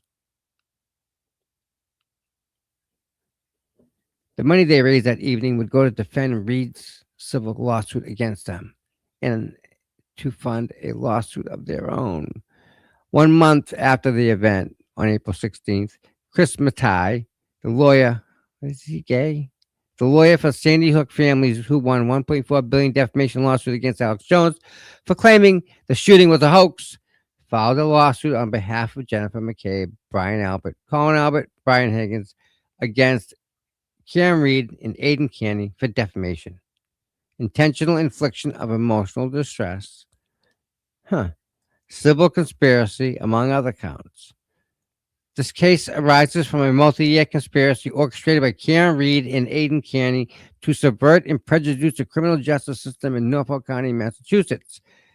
The complaint states Reed knowingly destroyed the reputation and lives of innocent people to deflect attention away from her own culpability. It alleges that Canny received this information exclusively from Reed and her legal team, made no independent journalistic effort to verify the accuracy of the murder accusations before publishing them, repeatedly ignored or dismissed evidence contradicting the narrative. Okay. I need a break for a minute, guys. They're accusing Karen Reed of backing up in the street that hit her boyfriend. Here's what they friggin' idiots don't get. If she went backwards at 24 miles an hour, which is a good number that they picked, because at 25 that triggers the fucking recording shit. 24 doesn't trigger it. 25 it does. But they're at 24.9 miles an hour, of course, right? Sure, Lally. Karen, if she backed up at that speed, hit John.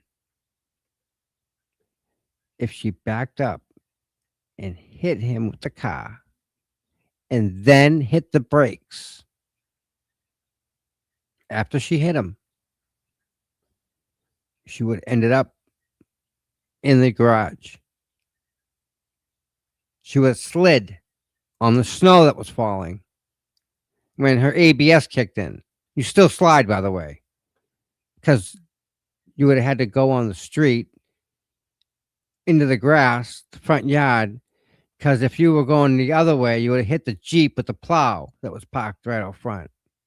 So you had to have gone backwards on the grass as a run out. But there's a 6-inch Cape Cod berm there, so you would have had to jump the berm at 24 miles an hour, go airborne, land, and stop, all within a car length during the snow.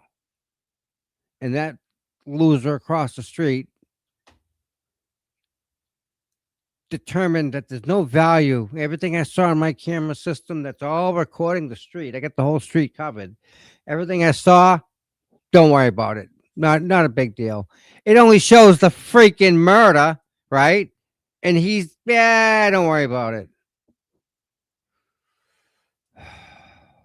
Idiots. Maddie says a lawsuit put it best. This operation to assassinate the character of innocent witnesses has caused incalculable harm, subjecting them to a daily tidal wave of hatred, harassment, and intimidation, he says. While the damage to them has been catastrophic, Aidan Canny and Karen Reed's lies, which were amplified by a vigorous public relations campaign, have also poisoned the community cohesion, tainted the criminal prosecution of Reed, and deprived the O'Keefe family and the Commonwealth of justice they deserve. No, your detectives fucked up. They're the ones that tainted the criminal prosecution of anybody. You guys, not us. We don't have access to this shit. That's your problem, your responsibility. You screwed up. Don't be putting that shit on us, which is what you're doing, Gretchen. That's their problem. That's their issue. The DA should have got competent fucking people. On his live stream, since the lawsuit was filed, Kenny has called Matai retarded and said Matai would be his play toy for the next few years. He said he would destroy Matai's reputation. Now, when we double down, motherfucker, he said, I have an army of people behind me. The witnesses had stayed mostly quiet throughout the investigation, both trials and years of harassment. At the fundraiser that night, Jen McCabe stood before a crowd of 400 people and spoke. We trusted the process. We trusted the system. If we believed, we told the truth and endured, that would be enough, she said. We were quiet when quiet was right. This time, we're not whispering. Updated July 23rd. The story's been updated to accurately reflect Kenny's phone extraction became public via his now ex-girlfriend. A version of the story appears in the August 26th print issue of Boston with a headline, Read Between the Lines. She also titled it, Read How to Fucking Write a Story. Unreal. There's a lot here, guys. And none of it's got to do with John.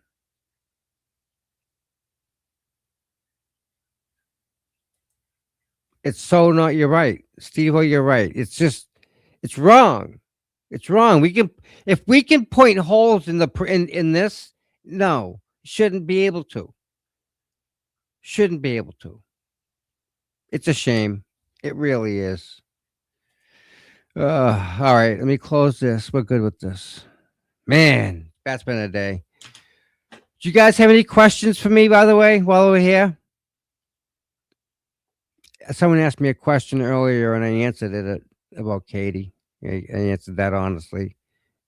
Like, I'm not. There's nothing I'm hiding from. I'm just here to answer questions if you guys got any. If not, we'll call it a day and get some food in our stomachs.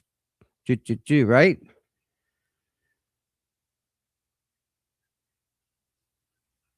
Nice. Okay. Listen, I love you all so very much. You all great people. And just don't ever forget, right? That together, all of us together freed Karen Reed, along with her attorneys who did an amazing job. But you, even if it's a 0.00001%, you had help with that. Donna, thank you so very much. You're a sweetheart, Donna. Really we got a very mutual friend. She's working right now with the animals. You may know her. I don't want to say her name, but if you go to Friendly's and you get a sundae,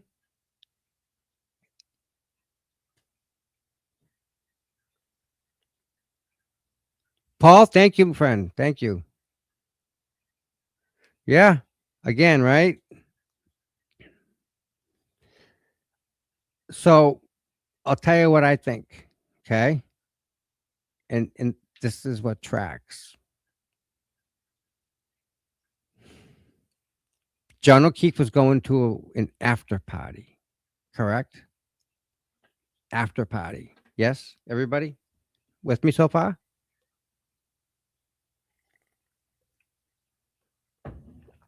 After party has music. People dancing, singing, party, right? Birthday party on top of that. John, living in the same town, working on the same police department,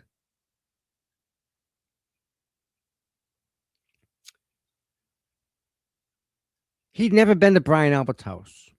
Never.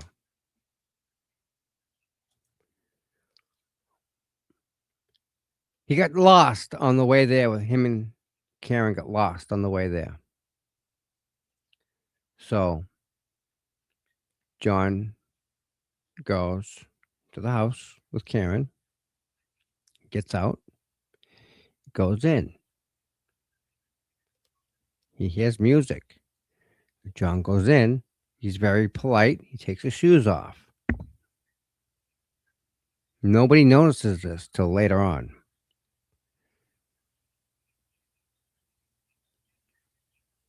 John walks in the house, takes his shoes off. He's in the foyer. Okay. Upstairs is the music. He walks up the stairs, and who's he bump into? The same dude who was on his front lawn that he didn't like. The same dude that was buzzing the Ring doorbell when he was in Aruba, drinking on his deck when he was on vacation with his buddy. Comes face to face with him at the top of the stairs. They start fighting at the top of the stairs. They fight their way down. They're in the foyer. They open the cellar door and they bum rush them down, both downstairs as they're fighting with each other in the headlock. And they go down the stairs. Well, guess what? That is your 3 flights of stairs. Up, down, down. 3. He's down the cellar. Jen runs up, goes in to tell Coco what happened. The dog already knows what's going on. Dog's already aware. Dog bolts out. Dog runs down the stairs, down the cellar. Boom. Take the dog off of him. Bring the dog upstairs. Lock the door. Dog's now going and chewing on John's shoes, which is why they had to get 2 different shoes. Or they used 1 shoe or got 2 different shoes. But the shoes they held up are not the shoes that John walked in that house with. So that's my thought there. I think they kept him in the bulkhead. I think they washed his clothes. And I think they dragged him out there. And, you know, you got to realize dead weight is dead weight. And 275 pounds, you need 2, maybe 3 people to carry that boy. And he's heavy, heavy. So think about that.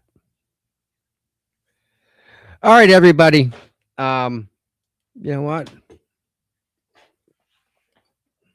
Is Kristen still here?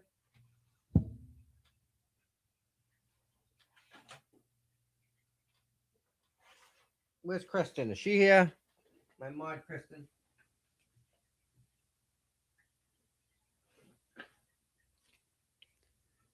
She said I could get petty. I'm going to plug my phone in.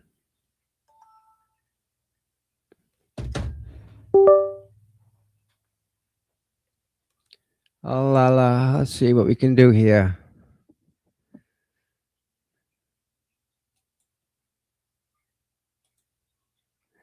Oh, does it come up?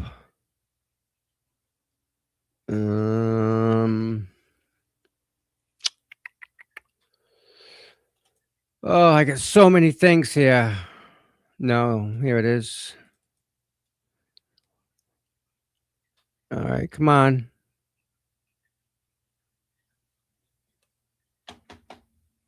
Come on. No, you know what I'll do? I'll pull all this stuff out. I have to do a petty because it's not fair for you guys to have all this stuff getting thrown at you and not know the whole story and how it all fits in together. All the pieces fit. I know I told you guys before how it started. Yeah, my pictures aren't coming up.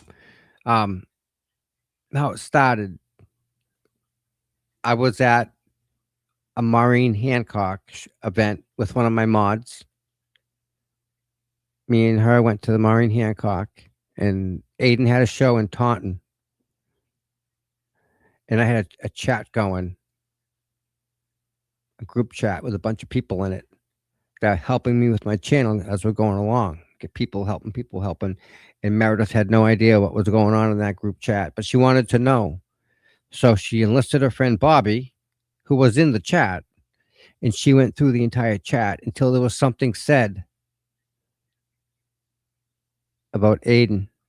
And she lost her mind and confronted the girl about it. And the girl's like, "What's your problem? And who told you that?" And Meredith said to the girl, face to face, "Tom told me that."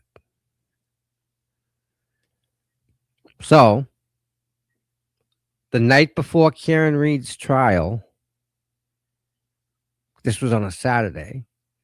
Karen Reed's opening statements trial, day one was Monday. This happened Saturday. So she told, in front of everybody, she said, "Tom showed me." And she wasn't in the chat. So everyone that was in my chat was at the Turtle Boy event, where she says to them, I gave her access to the chat logs, which I never did. And then she said my name specifically. I gave them to her. She said, and it wasn't me. It was her friend Bobby, that he admitted it. So I never liked her from that start on by her lying. And the problem is she was Aiden's girlfriend. So, like, what do you say? Like, Aiden, you got a nice girlfriend, but she lied. No. So you just shut your mouth and keep going. And I did, But that's what happened. And I attest to this day that they tried to take the show down. They didn't want me on the internet.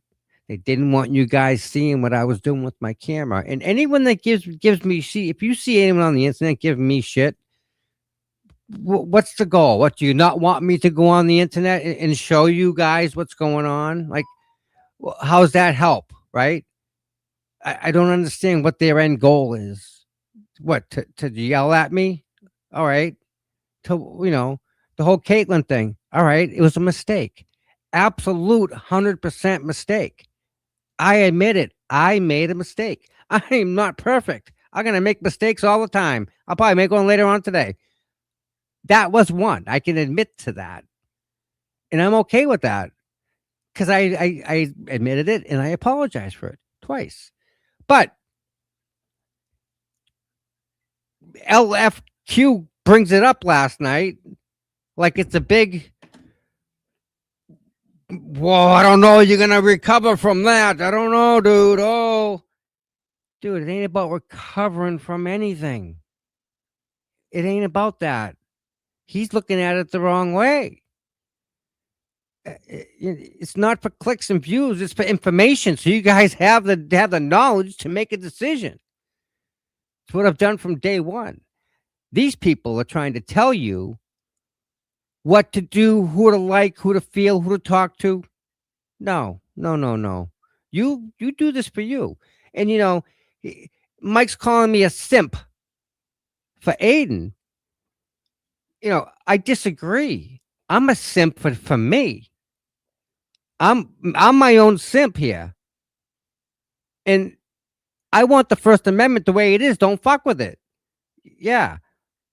And the person who they're screwing with is Aiden. They're using him to challenge the First Amendment. And I'm sorry if you can't see that. I can't help you anymore. But there's a problem here. They're going after the First Amendment. What you're doing is under attack, and you can't see it because you're too busy worrying about the other person. No, it's about all of us, people. Everyone you're watching, it involves us. Think of the people that are afraid to say anything because they don't want to catch charges. Think about that, right? I mean, I'm getting letters sent to me saying I'm going to get sued for something I never said. What world are we living in? And who is this person? She's not even licensed to practice in Massachusetts. So why is she threatening me with this letter if she's not licensed? I don't get it. That blows my mind. craziness out there, guys. Crazy town. But yeah, I mean, listen, Mike thinks he's solid and all that good stuff. Remember, Mike bailed when it was tough, when it was hard. He never left his house. He never showed up outside to support Karen Reed. Maybe once out of both trials. But yet, how much money did he make with Bedrow? How much did he donate? But he made it. Money making Mike. Made it with Bedrow. So much that Bedrow said, I'm all done with this. He saw what was going on quick. But you bailed. It was hard. It was really hard out there. And Kate sent you an email.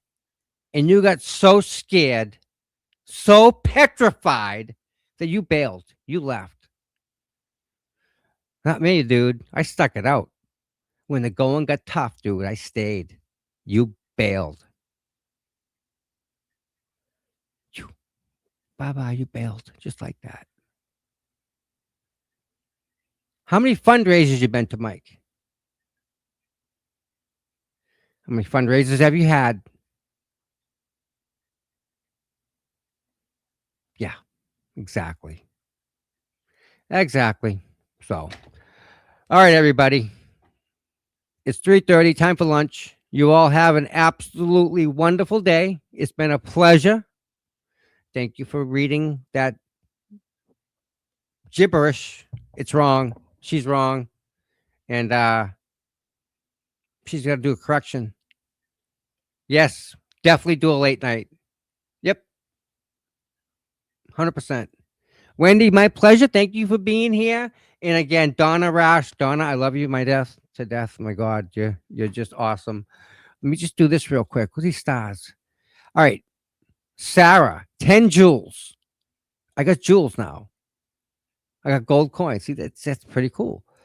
I got 10 more here, which is awesome. A new member, Jules, more Jules, more. Check this out. That's pretty cool, right? More Jules. This is awesome. So yeah, you guys are sending Jules. Very cool, very cool. All right, guys. It's been fun. And yeah, Mikey's doing good. Mikey's doing good. Oh my, thank you so much. That's awesome. Thanks for the donation. Geez, that's $50. Oh my God, that's a lot of money. Thank you so much. Wow. Wow. That's great. That's just wow. Thank you so much. So all right, you all. I love you all. If you all need something, you send me an email, cputom@gmail.com. And in the meantime, pray that this stuff gets settled and just dealt with the right way. Because this does affect all of us. Either now or in the long run, one way or the other, it's going to affect us. So all you can do is your best, and that's all you can do. Yep. Thanks, Noodle Mama. And thank you so much. I love you too, sweetheart. Yep, you guys are great. Oh, love you guys, and we will see you soon. Me and Noodles will come back and do another one soon. So, thanks you all for being here, and I hope you can read that story with another set of eyes, because there's a lot to it. Yeah, and maybe if we had a night, we're working on something. There's something in the works. We'll just say that before it gets cold out, we'll do a movie night for everybody. Before it gets cold, what do you guys think about that? A simple movie night. Bring your lawn chairs, blankets, whatever you want to drink. No one cares. We'll sit and watch a movie, start driving, big blow up screen. What do you think? Good idea? Movie night? Raise some money? Support the star driving? So, working on it, guys. Thinking. Maybe we'll get a blow up house for freaking Gretchen Voss. That would be funny if we had one there, wouldn't it? Got to have a bouncy house for Gretchen Voss. Gretchen Voss bouncy house that exists. Yeah, a real one. Exactly is what I'm saying. We can do it there. We got the room. We can put bouncy houses everywhere, for Christ's sakes. Matter of fact, I may know a guy. We'll see. We'll see where that goes. I don't remember that video of that. I don't. Steve, if you have it, share it, because I don't. I've never seen it. I've heard about it, but I've never seen it.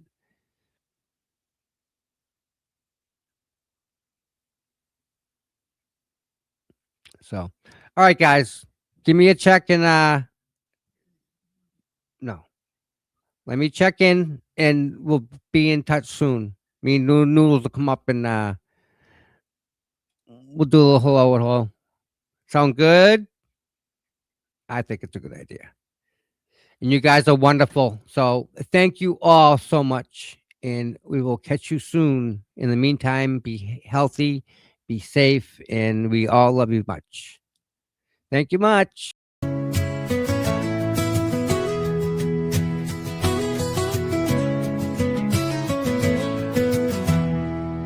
Cold mornings, cracked pavement, courthouse steps. He's there before sunrise while the world still rests. No cameras needed, no spotlight glare. Just a man with a purpose, always standing there. Facing the crowd, but the fight in his veins. Truth in his hands, pushing through the rain. Karen sees him, she knows what it means when you've got boots on the ground and you fight for your dreams. Boots on the ground, day after day, standing for truth in the hardest way. No fame, no glory, just a promise kept. Tom CPU, you never left. He don't ask for credit, don't ask for praise. Just fight in the good fight in 1,000 ways. When the cameras fade and the voices die, he's still right there, never asking why.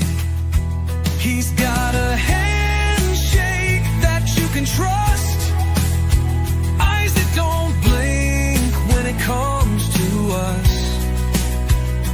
Karen smiles because she knows it's true. She's got a soldier and his name's CPU. Boots on the ground, day after day, standing for truth in the hardest way. No fame, no glory, just a promise kept. Tom CPU, you never left.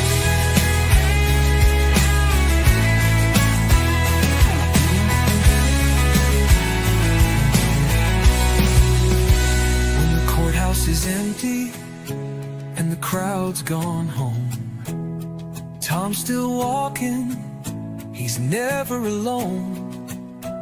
1,000 steps, 1,000,000 prayers, because justice don't sleep and neither does he care.